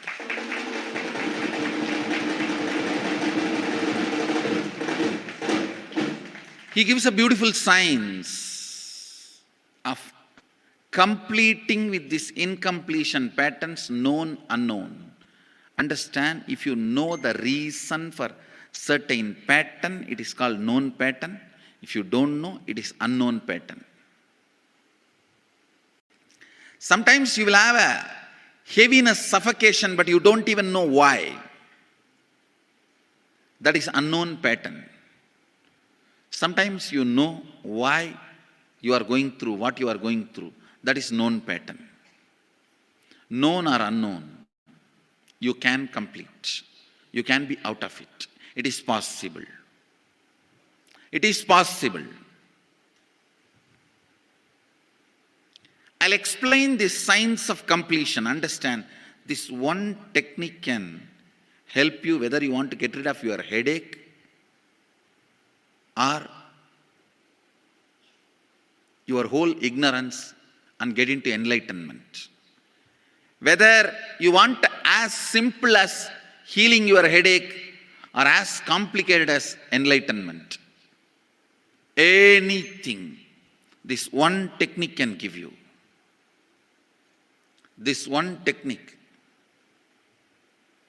it is a complete end-to-end, alpha to omega.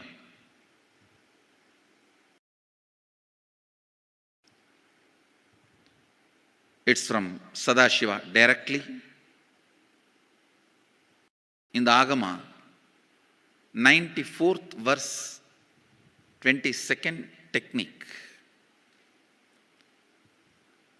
The chapter is called Shivajnanopanishad and also called as Vijnana Bhairava.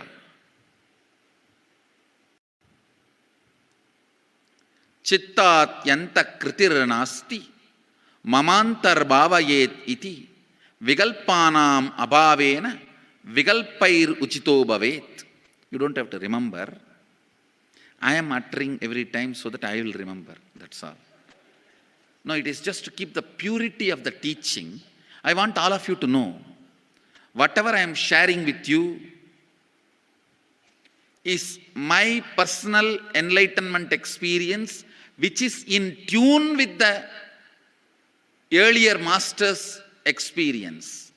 My apta pramana, my atma pramana in tune with the apta pramana, means the earlier masters.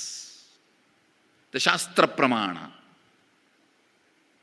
Only that can become your Sakshi Pramana. Never learn from a person who does not have Atma Pramana, enlightenment. He will be only Pandit, repeating. Same way, never learn from a person who claims yes, enlightenment, but does not keep his experience in tune with the Shastra Pramana and shares with you. It's always dangerous.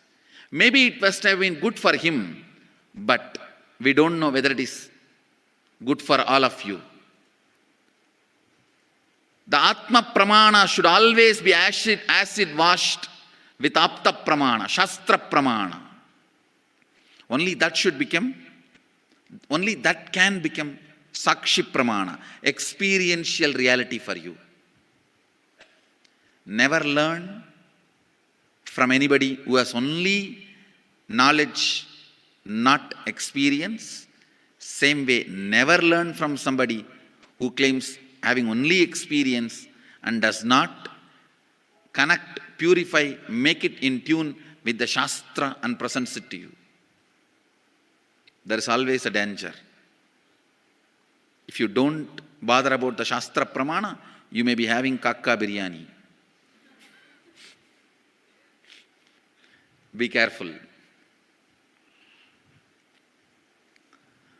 Listen.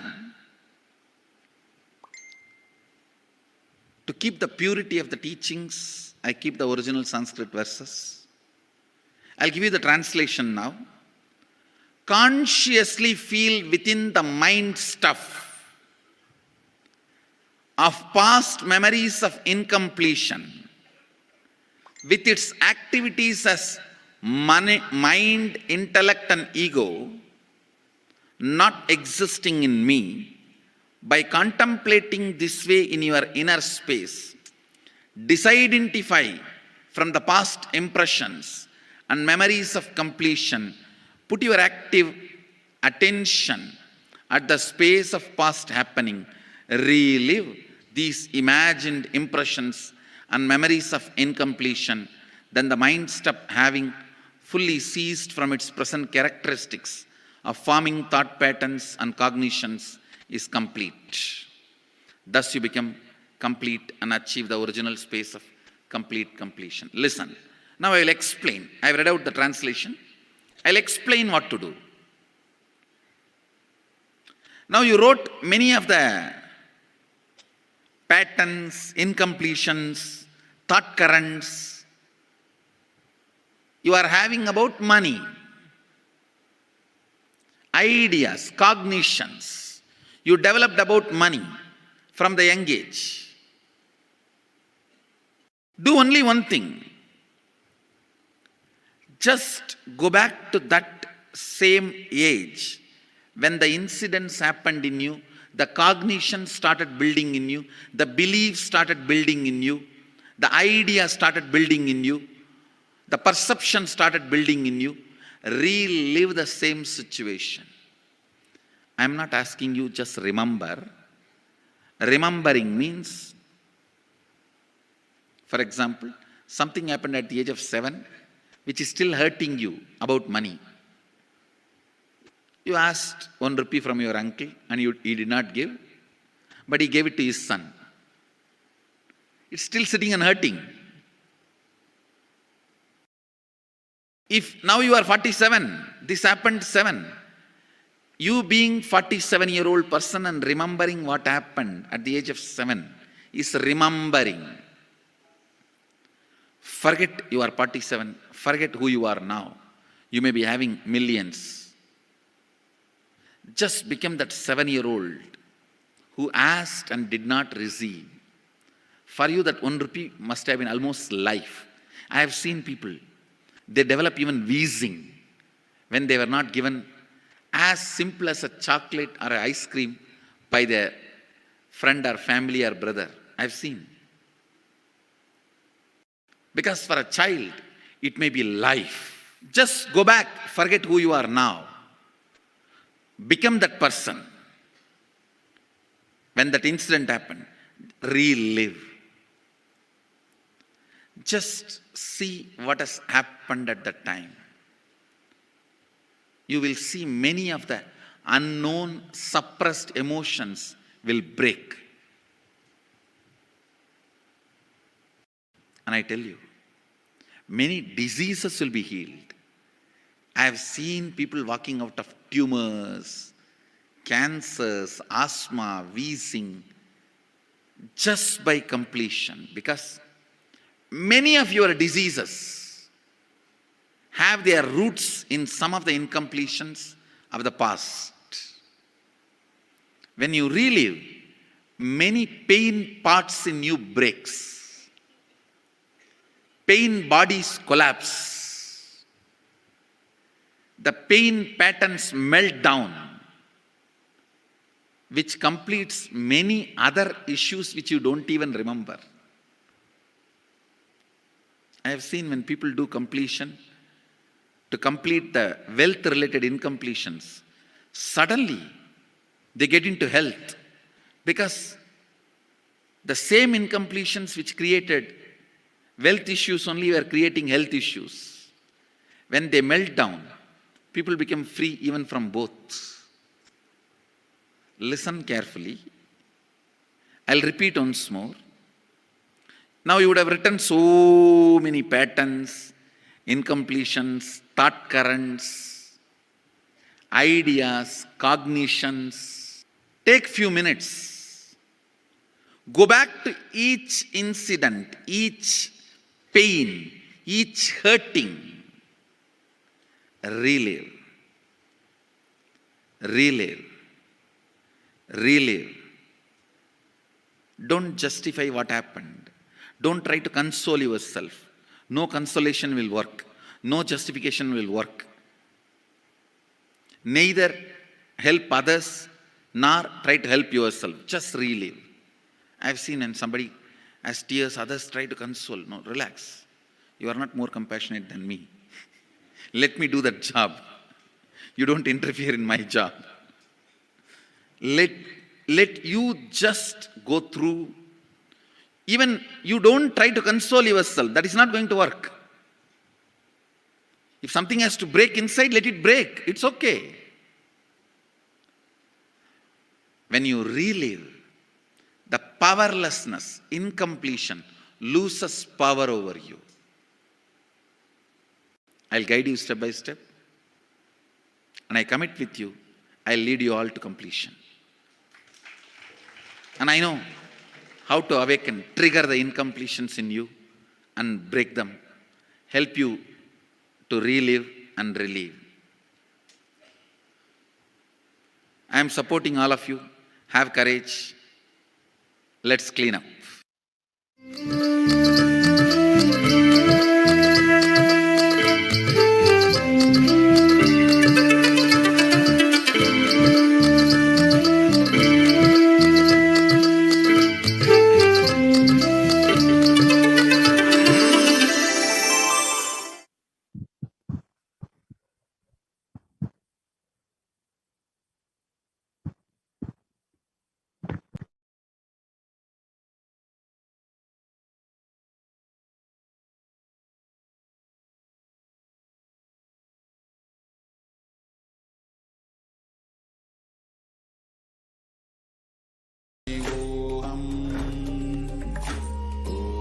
Om Nithyananda Paramashivoham. Om Nithyananda Paramashivoham. Om Nithyananda Paramashivoham. Om Nithyananda Paramashivoham. Om Nithyananda Paramashivoham. Om Nithyananda Paramashivoham. Om Nithyananda Paramashivoham. Om Nithyananda Paramashivoham. Om Nithyananda Paramashivoham. Om Nithyananda Paramashivoham. Om Nithyananda Paramashivoham. Om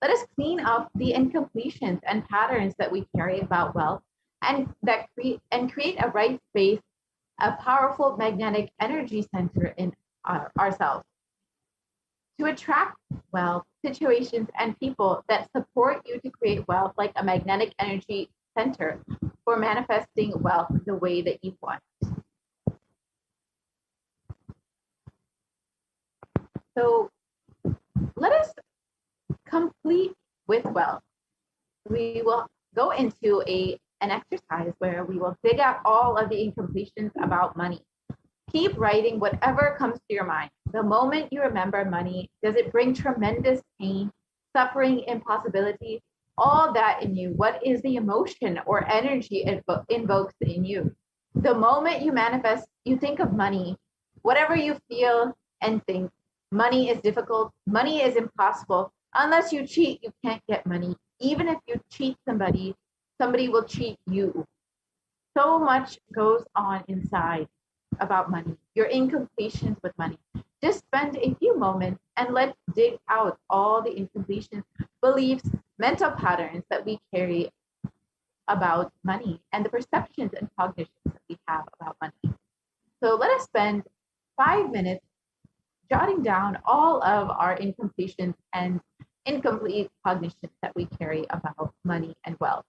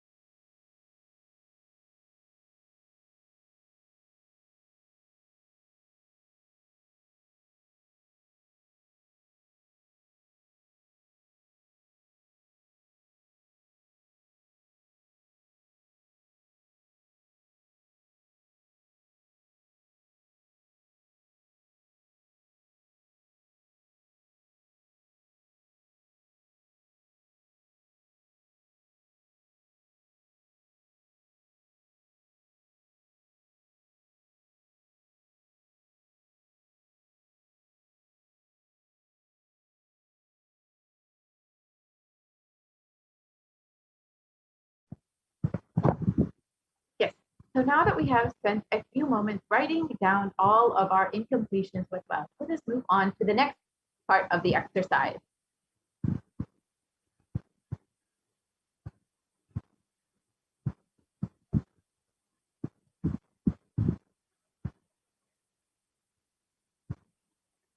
If we can move to the next slide, please.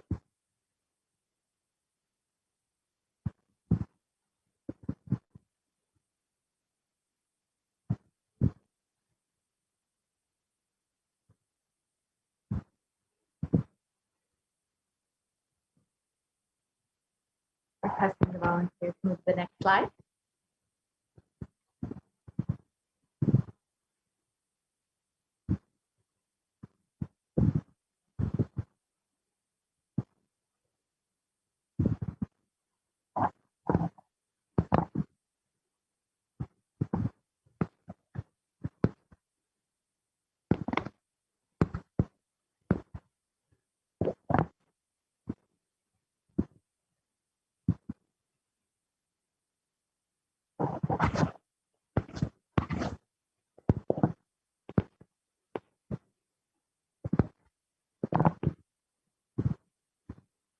Yes, if we can move to the next slide, please.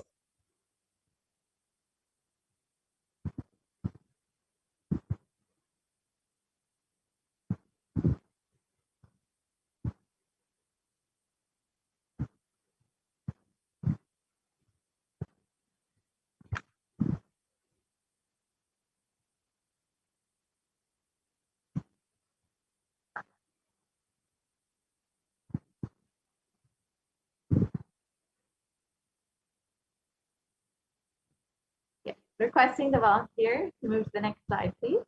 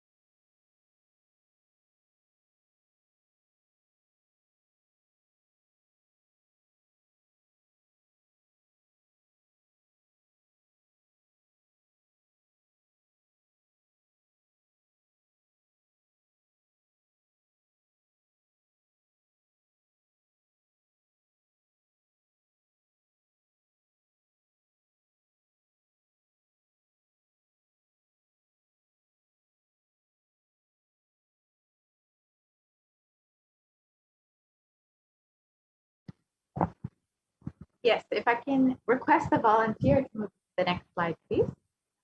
Yeah, great.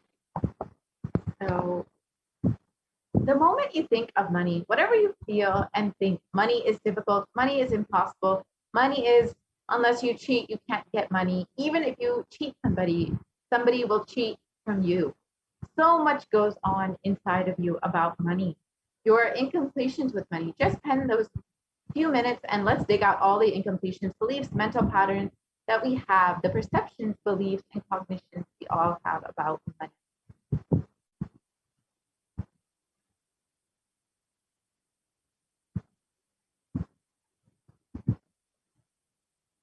So let us take a few moments to do that.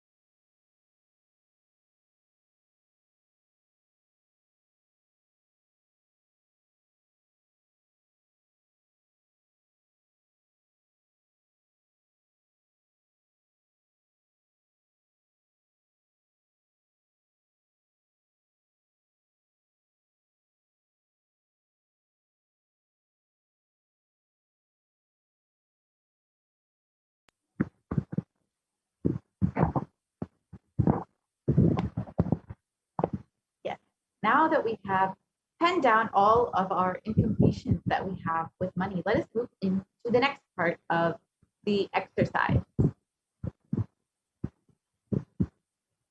Second. So each belief or cognition starts from a particular incident. Identify the incidents when the wrong or incomplete beliefs about wealth started forming in you. Relive and relive. Complete those incompletions. Go back to that same age when the incident happened, when the idea or belief or perception started building in you, and complete with those incidents.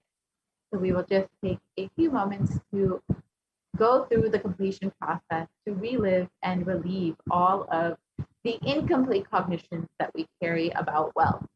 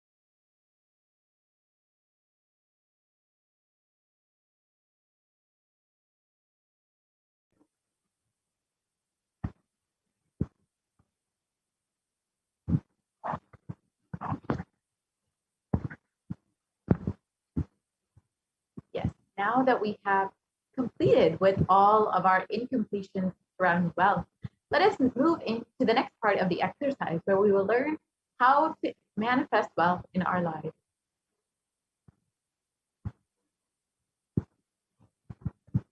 We can move to the next slide, please. So the second step is to consciously decide what you want to manifest in the next 3 months in the 12th dimension. We can move to the next slide, please. So write down clearly, what is your intention? What is it that you want to manifest in the field of wealth? Whatever you think as well. You may think more than money or currency as well.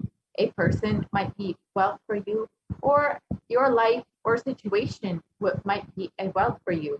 For some, being active is wealth. People feel even extraordinary powers as their wealth. Whatever you consider as your wealth, whatever you want to manifest or attract in the next 3 months, please pen that down right now.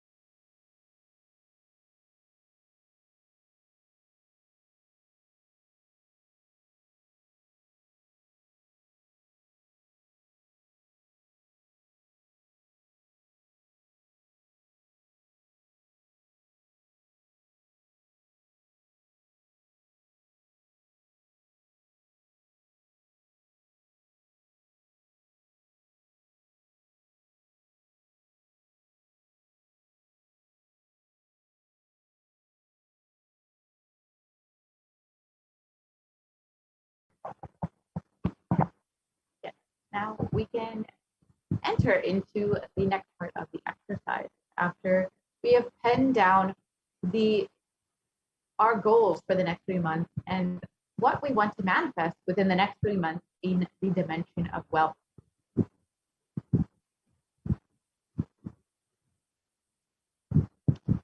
Yes, we can move the next slide, please. So now that we have penned all of this down, let us understand what role Guru has in our lives and why we need Guru's grace to manifest all our intentions and what we want to manifest in, whether in the wealth dimension or in any aspect of our lives.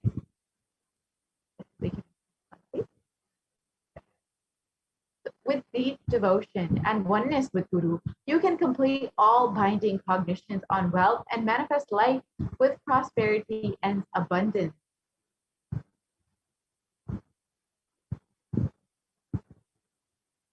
And the Shastra Pramana from the Guru Gita translates as the Shastra Pramana for Guru in the Guru Gita translates as the syllable Gu is darkness and the syllable Ru is said to be light. There is no doubt that the Guru is indeed the supreme knowledge that swallows the darkness of ignorance. And always remember the Guru's form. Constantly repeat the Guru's name given by the Guru. Always follow the Guru's command. Think of nothing other than the Guru.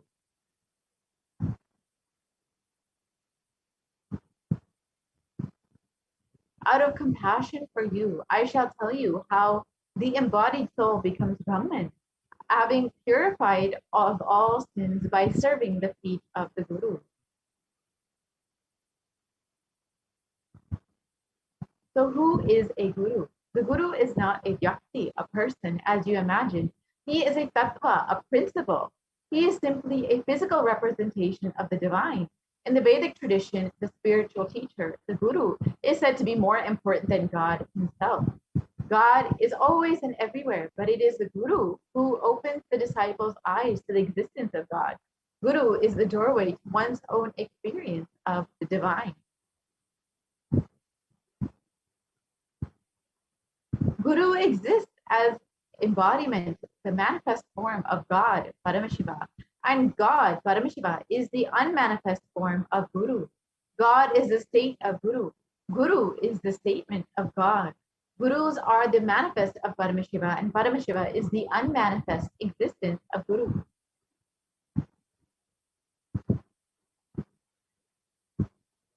Guru Bhakti is intense, pure existential energy, which can liberate you from all known, unknown, and unnecessary delusions.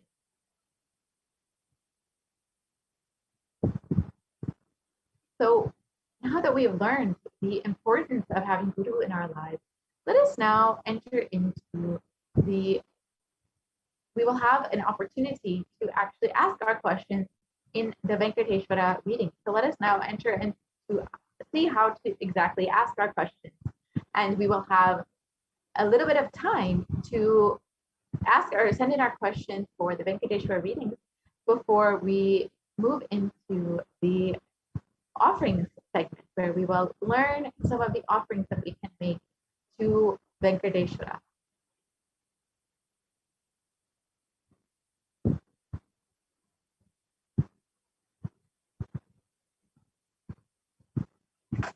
So, with the blessings of the Supreme Concept of Hinduism, Jagat Guru Mahasanidan, His Divine Holiness Bhagavan Nithyananda Paramashivam, a group of disciples have been initiated to have Sarupya of Venkateshwara, embodying the grace and form of Venkateshwara.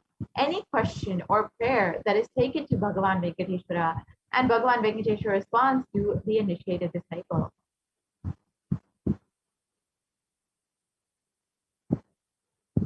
So if you have any questions, you can submit them here at tinyurl.com/daytreadings, and you can receive the answers directly from the initiated disciples of the Supreme Concept of Hinduism, channeling Bhagavan Venkateshwara. So if you would like to take a few moments to ask your questions, you can do that right now. And then we will be entering into the offerings segment, where we will understand some of the offerings that we can make to Bhagavan Venkateshwara, and how we can show our gratitude for all the blessings and boons that we've received from Bhagavan Venkateshwara, and how we can connect with him more deeply through these various offerings. So if you would like, you can ask any questions right now before we move into the offering segment. And after the offering segment, we will be having the Venkateshwara reading, where we will answer the questions that the viewers have submitted today. So we will be right back, and you can take a few moments right now to go to tinyurl.com/daytreading to submit your questions. We'll be right back within a few moments.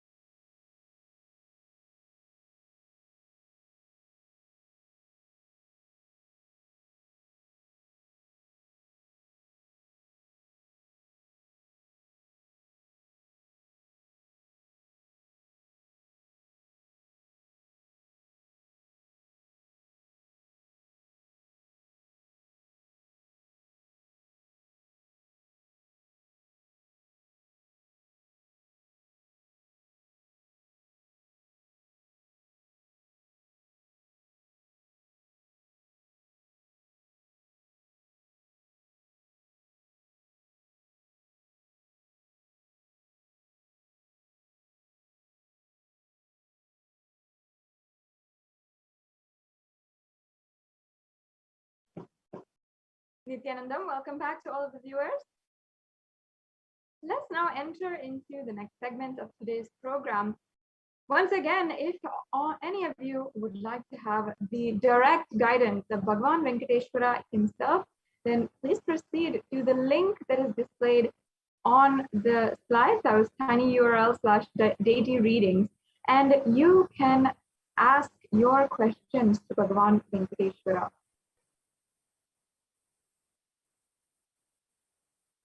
So now we'll be proceeding into the next segment of today's program, understanding the various offerings that you can do for the divine being Venkateshwara.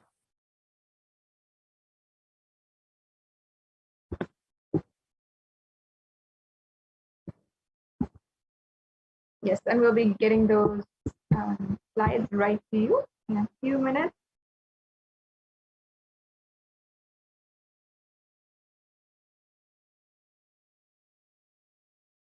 In a few minutes, we'll here we go. Let us now start with Bhagavan Venkateshwara Bhava Samadhi Darshan offering.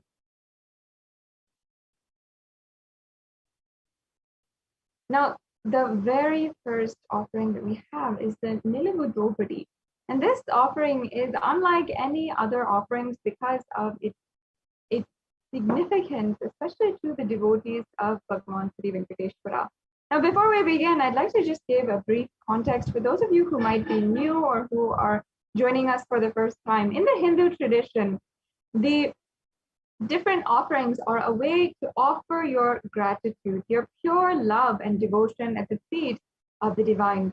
And you are granted whatever it is that you want to manifest in your reality. And you're simply able to manifest that without any effort from your side. And that is some of the most powerful ways that Bhagavan Sri Venkateshwara manifests through the supreme quantum of Hinduism and blesses each and every one of us. Bhagavan Sri Venkateshwara is literally making himself available to each and every one of us here. And these offerings are a way to offer our gratitude. And not only that, wherever we are in today's day and age, Bhagavan Sri Venkateshwara manifesting through the Nija Avatara, the supreme pontiff of Hinduism, is making himself available in all the different platforms for millions of people simultaneously, unlike ever before. Through this digital platform, we are being able to reach out to more number of people, and so many people, Hindus all over the world, who may not even have the luxury of being in a Hindu ecosystem, having a temple, and people who may not even be in an ecosystem which is even vegetarian. So many people are out there, Hindus, who are practicing Hindus, who cherish the Hindu tradition and are becoming acquainted also to the Hindu tradition through this digital experience and through the Bhava Samadhi Darshan, which the Supreme Pontiff of Hinduism has made available through these social media platforms. So this is a wonderful way that you can experience the divine.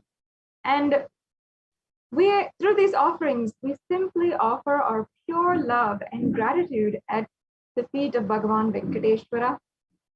And in the Hindu tradition, it is custom for every different occasion, whether it's our birthdays, our marriages, our anniversaries, or if it is when we're getting a new car, a new business we're starting, or even if we want a certain breakthrough in our lives, if we're searching for something more.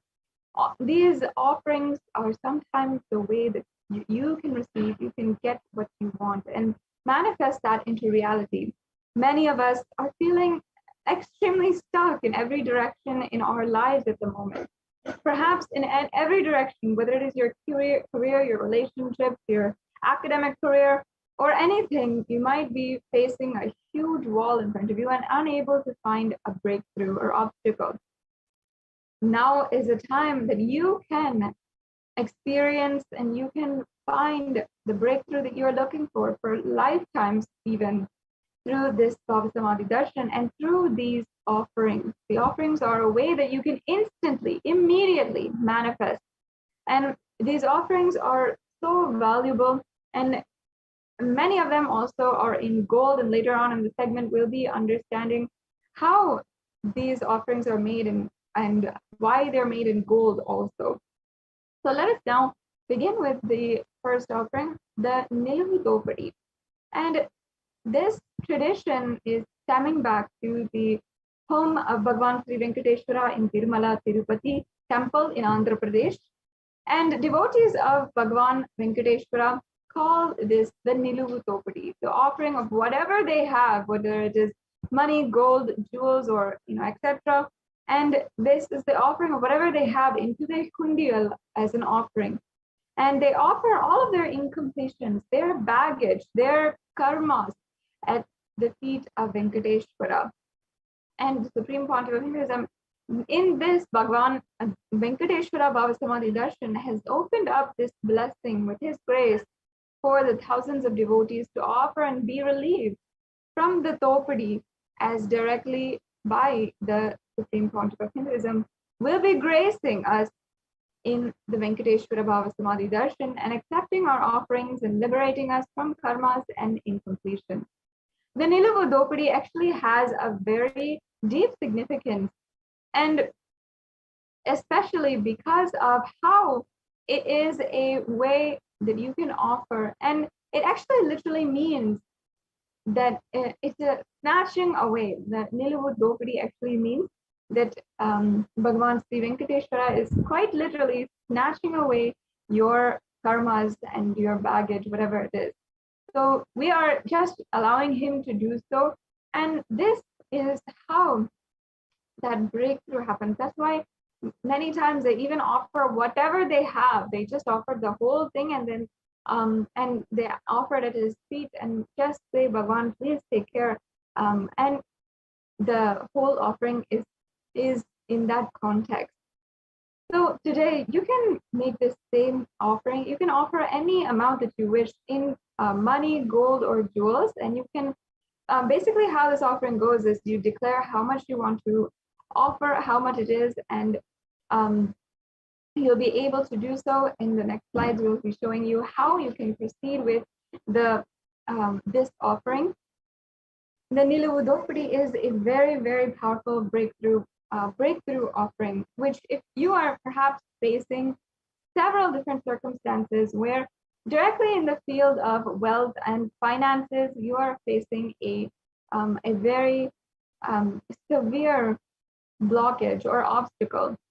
For example, you have a loan that you've been struggling to pay, or if you are not able to fend for yourself, you're not able to save money without spending it off within just a few weeks, and you just keep going paycheck to paycheck.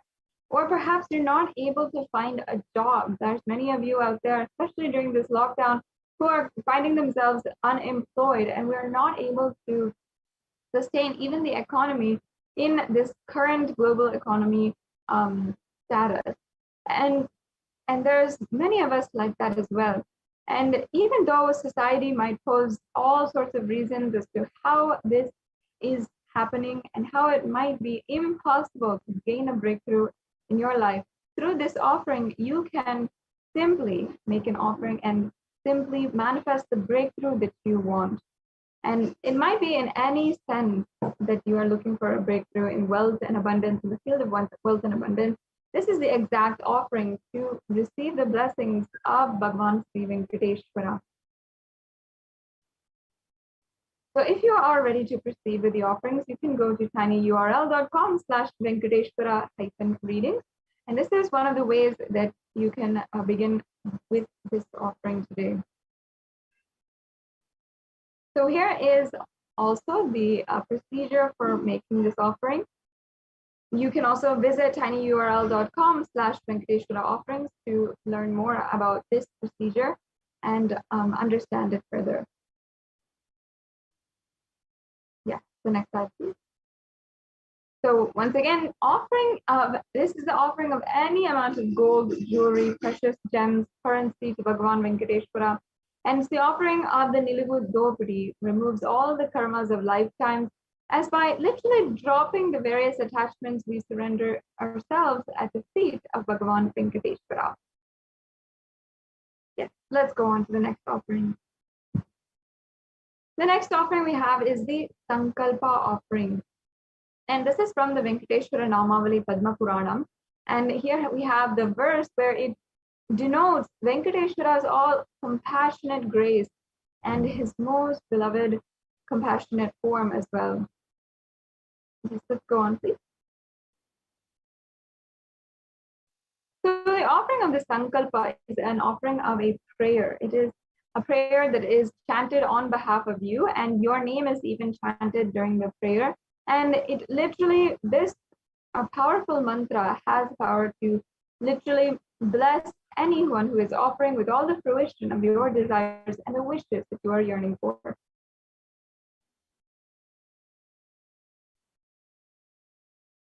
Yes. The next offering is the Swarna Ashtottara Kasu. In the Hindu tradition, there is a tradition of a sadhana or a spiritual practice of chanting the Namavali, and either the Ashtottara Namavali or the Sahasra Namavali. So it is the chanting of either the 108 names or the Sahasranama, which is the 1,008 names of various gods and goddesses. And this is done because each and every one of the qualities of that god, that goddess, is chanted inside of us. And literally, we cherish that quality inside of us and manifest it into reality.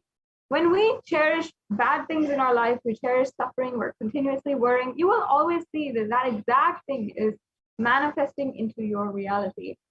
However, if we're cherishing positive thought currents and positive vibrations and divine qualities, then that is what we manifest into reality. So this Swarna Ashtottara Kasu is the offering of the Ashtottara Namavali, and not only that, it is the offering of the pure gold coin with each one of the 108 sacred names of Srivari inscribed into it. So as you can see, there's different levels of the offering as well. And the names that are chanted are here listed. And it's a very, very powerful offering. We can go on to the next slide. Yes. And you can offer this as well to the feet of Devi of Venkateshwara. Yes, let's go on.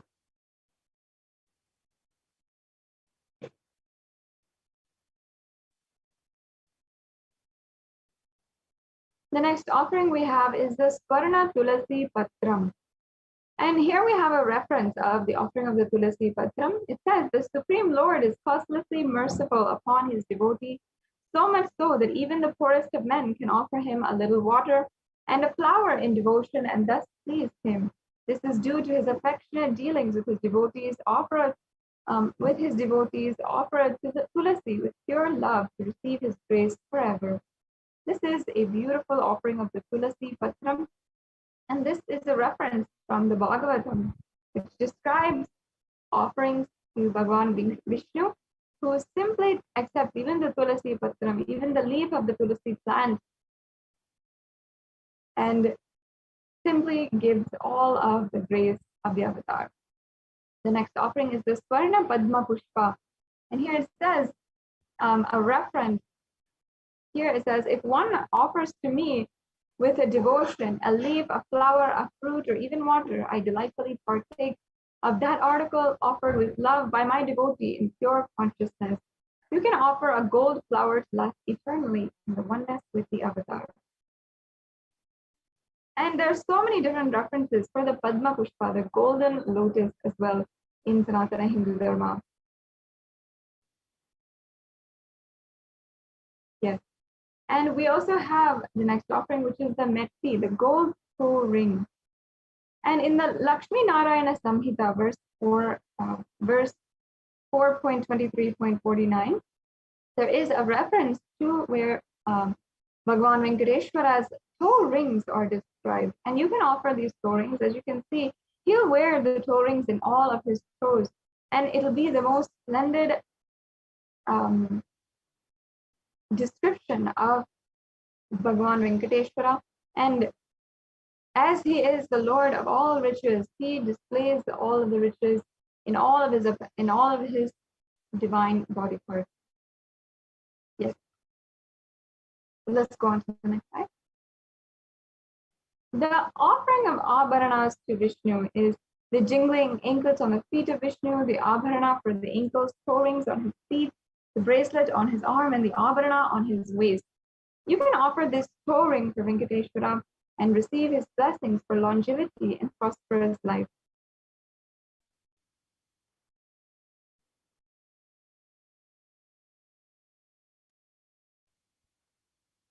The next offering we have is a Pratyaksha Pada Puja. And we have a verse here from the Guru Gita. It says, I worship the Guru's 2 feet, which are within the reach of speech, thought, and contemplation, and which have different lusters, white and red, representing Shiva and Shakti. The next slide, please. This offering is a most precious offering, and it literally can clear your karmas to remove any obstacle in the path of enlightenment, express gratitude, and strengthen your feeling connection with the Guru. Manifest auspiciousness in all dimensions of life, health, wealth, and relationships.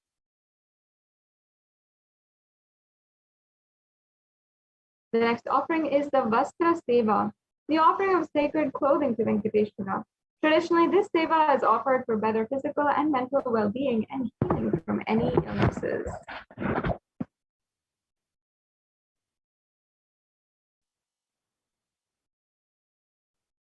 And we have the Guru Dakshina, the next offering, which is a tradition. And here we have the verse from the Kularnava Tantra, chapter 12, verse 18, which says, when you are devoted and in oneness, the Guru gives the mantra. Therefore, one should offer wealth and even with his very life, him with devotion. So this Guru Dakshina is an offering of any amount that you feel you can offer at the feet of the Guru and literally be able to receive his blessings. And it is out of gratitude for what all the Guru has given us.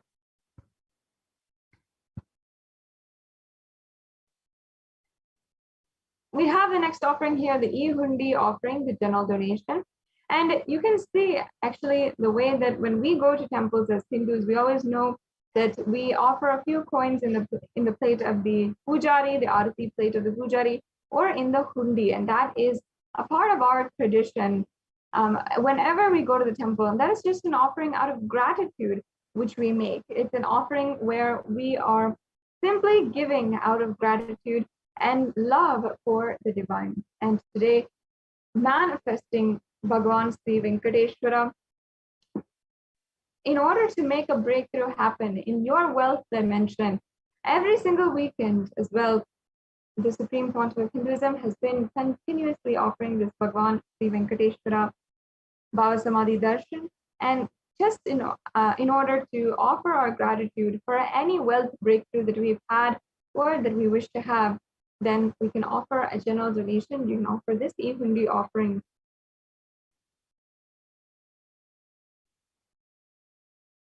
Yes, so here we have a summary of all the different offerings. We have the E-Hundi offering, which again is any amount which you wish. The Niluvu Dopadi, which is any jewelry. So this is, once again, it can be an offering of any kind of jewelry. And again, it is a very auspicious offering and very special to Bhagavan Sri Venkateshwara. The next offering we have is the Sankalpa chanting. And then we have the Swarna Ashtottara Kastu, the Swarna Tulasi Patram, the Swarna Padma Pushpam, the Metti, the golden toe ring, the Pratyaksha Pada Puja, and the Vastra Seva. So as you can see, we have many different offerings, and there's no need to ever feel that you are perhaps insufficient or incapable of making any kind of offering, because we have offerings of various levels, and also we have options if you want to make a substantial offering and you really want to offer something which might be out of your scope as well, scope as on now, you can still start to manifest this offering and work towards it however you want, and still take a step today to make this offering.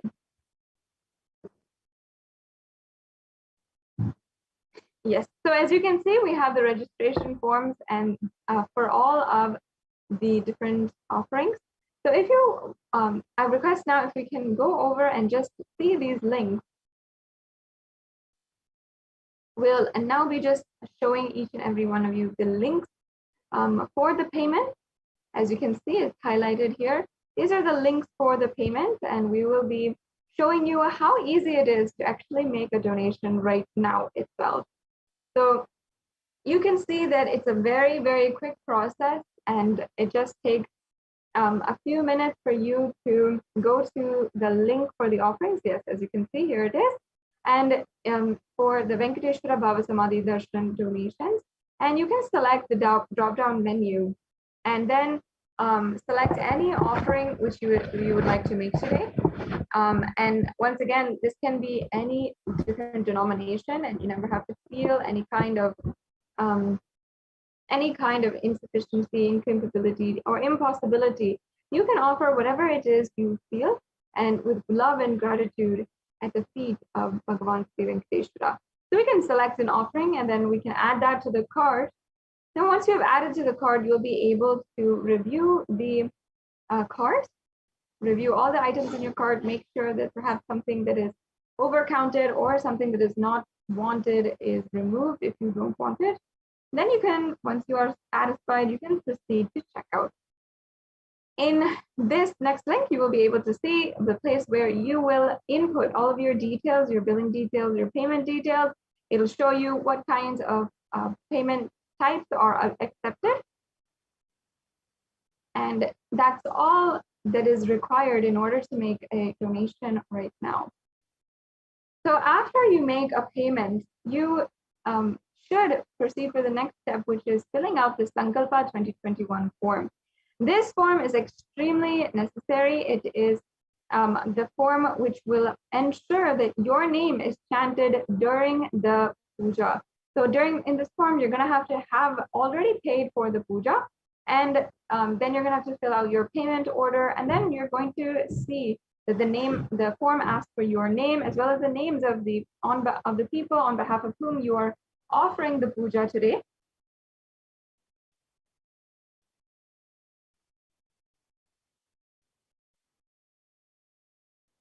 Yes, so as you can see, it's a very simple offering, and you can simply just press submit to make this to submit this form. Once again, it's a very important form. It's a mandatory form. After you've made the payment, you have to fill out this form in order for your names to be chanted. And this is the way that the blessing of the puja and all the good punya is associated to your name.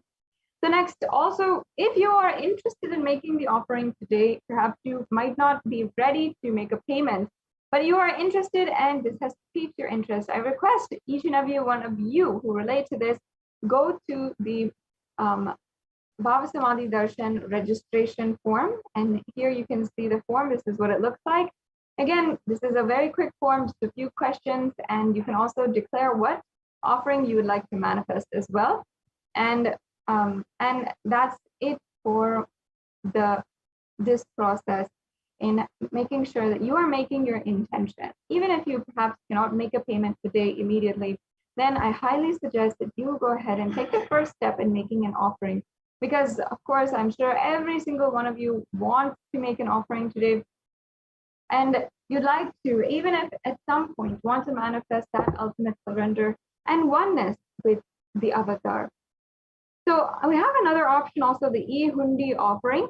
And this offering is through the YouTube super chat. So I request if we can show the viewers that. The YouTube super chat is a new feature, or I say relatively new feature on YouTube, where in the live chat option, if you are a member of Kailasa's HDH Nithyananda YouTube channel, then you can make a donation. So as you can see, this is the live feed coming from YouTube. Many of you are subscribed there. And first of all, you have to be a member to join. So next to the channel name, you're going to see Kailasa's HDH Nithyananda channel name, and then you're going to press join. And once you have pressed join, please go to, you can be able to see the $sign, yes, as you can see in the right-hand corner. And then you can press on super sticker or super chat. And if you press on super chat, you can adjust the amount that you'd like to donate. You can donate with credit card, PayPal, or with debit card today. and it has slightly flexible options for anyone who wants to make a payment. And another thing is, another beautiful offering you can do is a sticker that you want to offer. So if there's a live darshan going on, or during the live darshan, you can always send your love through a very precious sticker that we have here in order to make an offering. So as you can see, this is the way that you can make the offering. And thank you so much to all of those of you who have donated and who are donating right now. And this e-hundi offering is a very beautiful offering to offer your gratitude at the feet of Bhagavan Sri Venkateshwara. So once again, now we'll be proceeding into the next segment in today's program.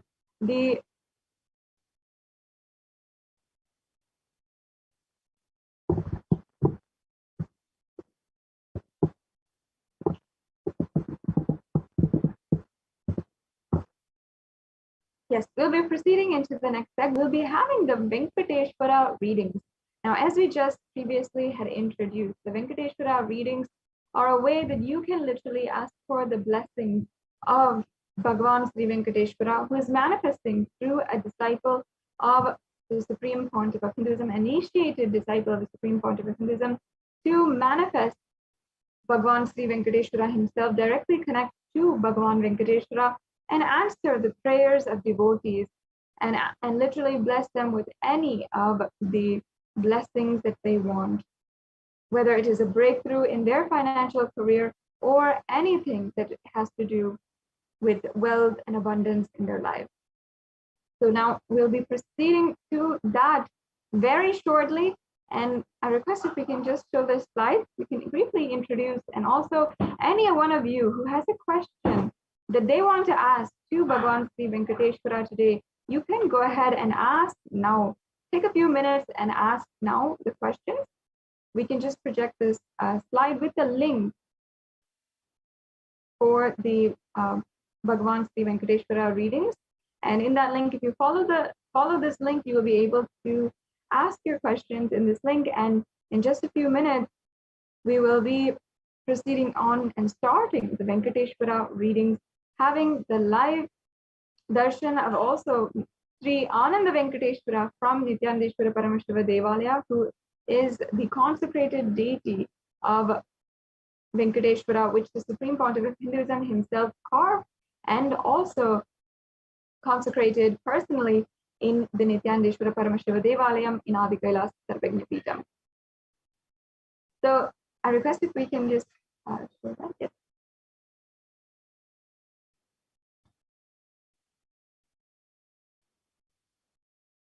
So as you can see, this is the link for all of you who want to ask a question today. The questions you might have might be that you want to break through in the field, your financial career, in your financial strategies, and you want blessings in your career itself. You want blessings for a job, perhaps, or you want to seek the guidance of Bhagavan Sri Venkateshwara in a new venture. Whatever it is, you can ask your questions at this link, and you will be able to have the direct answer of Bhagavan Sri Venkateshwara. So there is a brief video in the next slide. Let us now watch that video of, as we are preparing for the Bhagavan Venkateshwara readings, let's watch the darshan of the Supreme Pontiff of Hinduism and Venkateshwara.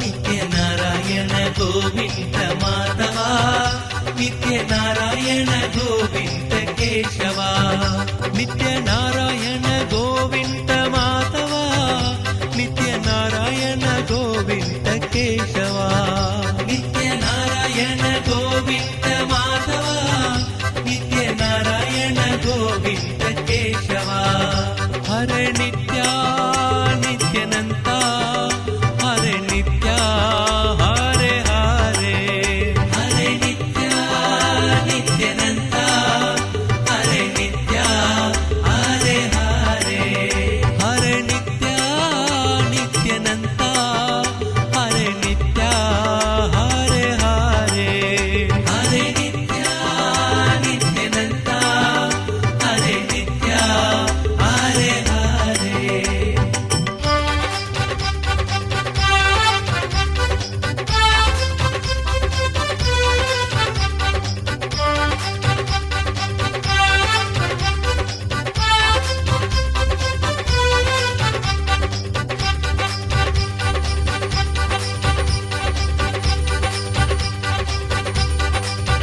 Nitya Narayana Govinda Madhava, Nitya Narayana Govinda Keshava, Nitya Narayana Govinda Madhava, Nitya Narayana Govinda Keshava, Nitya Narayana Govinda Madhava, Nitya Narayana Govinda Keshava, Nitya Narayana Govinda Madhava, Nitya Narayana Govinda Keshava, Nitya Narayana Govinda Madhava, Nitya Narayana Govinda Keshava, Nitya Narayana Govinda Madhava.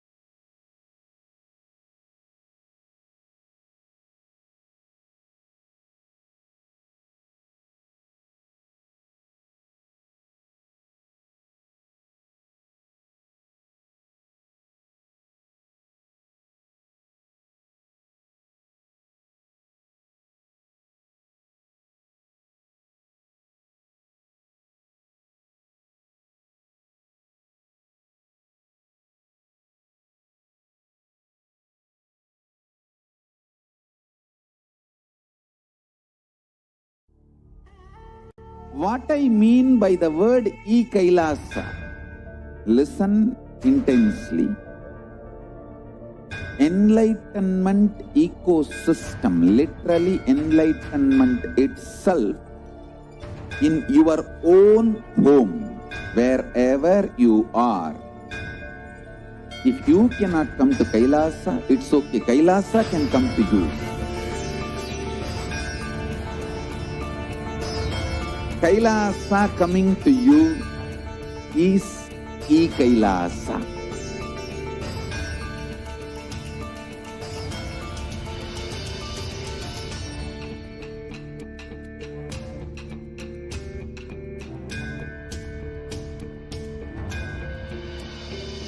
I will revive Hinduism. I am a Hindu revivalist, not by any revolution, but by evolution.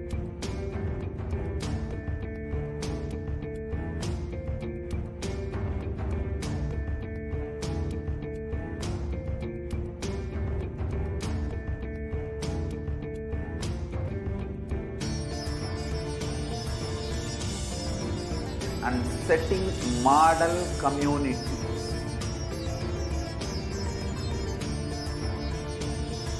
Kailasas, enlightenment ecosystems, Sarvanya Pitas all over the world.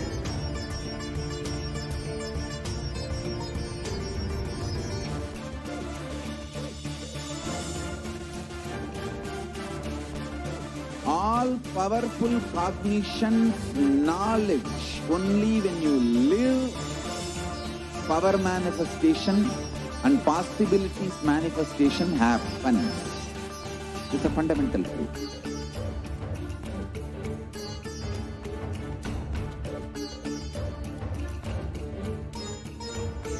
Hinduism cannot live exclusively as one sampradaya. No. All sampradayas of Hinduism is an ecosystem.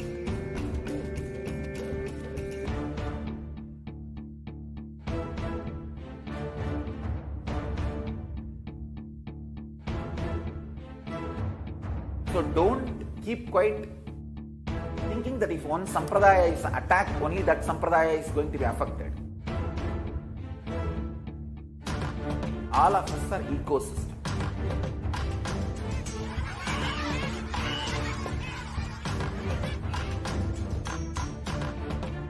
I invite all of you to get involved and enjoy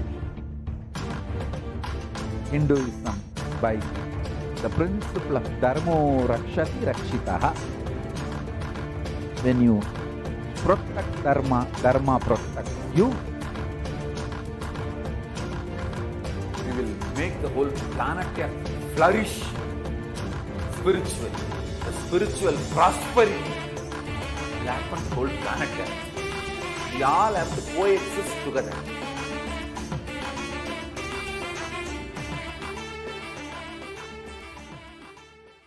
Just be alive for next 3 years. Don't die within next 3 years.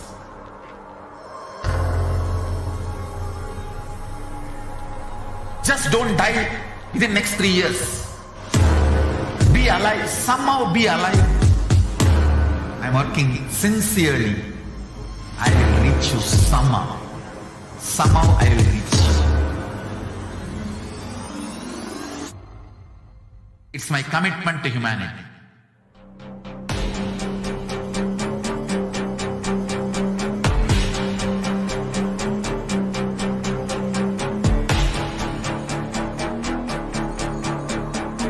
Just don't die within next 3 years.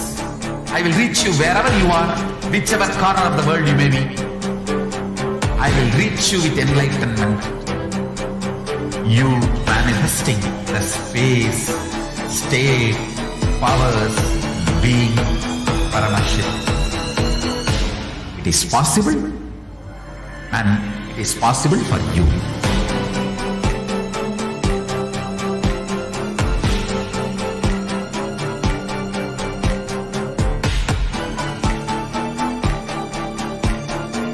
Paramashivoham will reach you with enlightenment science. I know he is going to do the job. just be alive for next 3 years. Nothing else.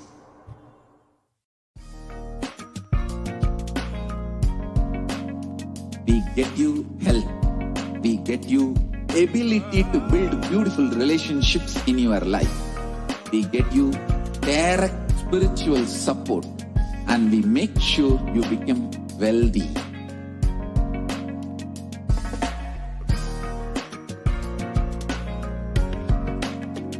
We won't stop giving you just good life. We will literally not stop till you live enlightened life. Manifesting the state of Paramashiva, space of Paramashiva, powers of Paramashiva, being of Paramashiva.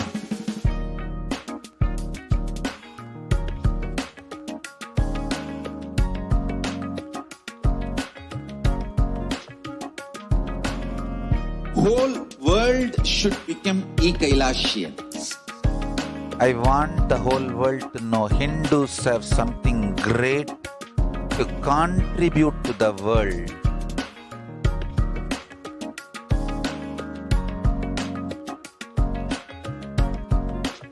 We have something great to contribute to the world. Let us do that.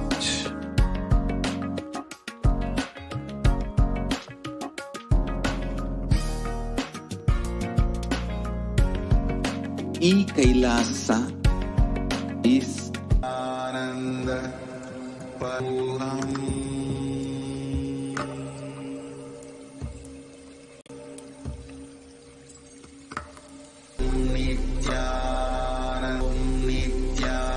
Nityananda Paramashivoham.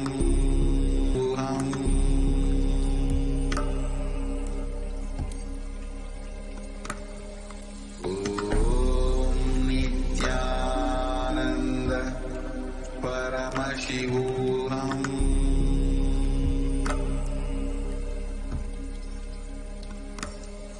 Om Nityananda Paramashivoham.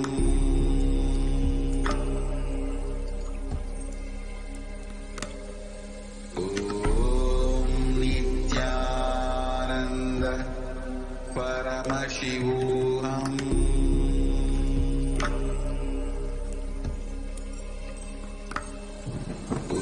Om Nityananda Paramashivoham.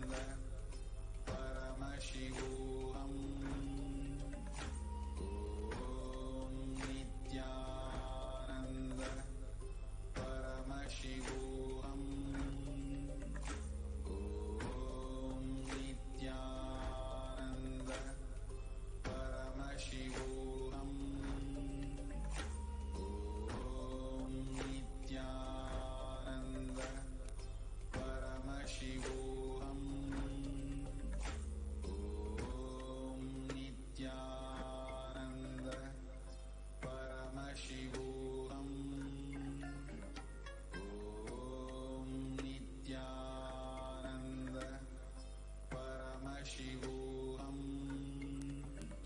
Om Nithyananda Paramashivoham. Om Nithyananda Paramashivoham. Om Nithyananda Paramashivoham. Om Nithyananda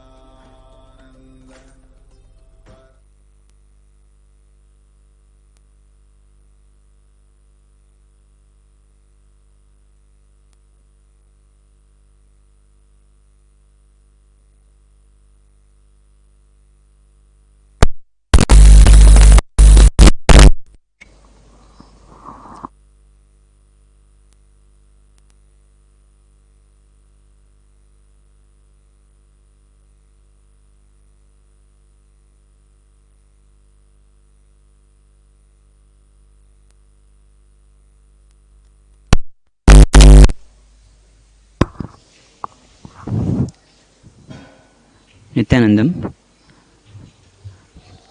With Lord Venkateshwara's blessings, we enter into Venkateshwara's reading.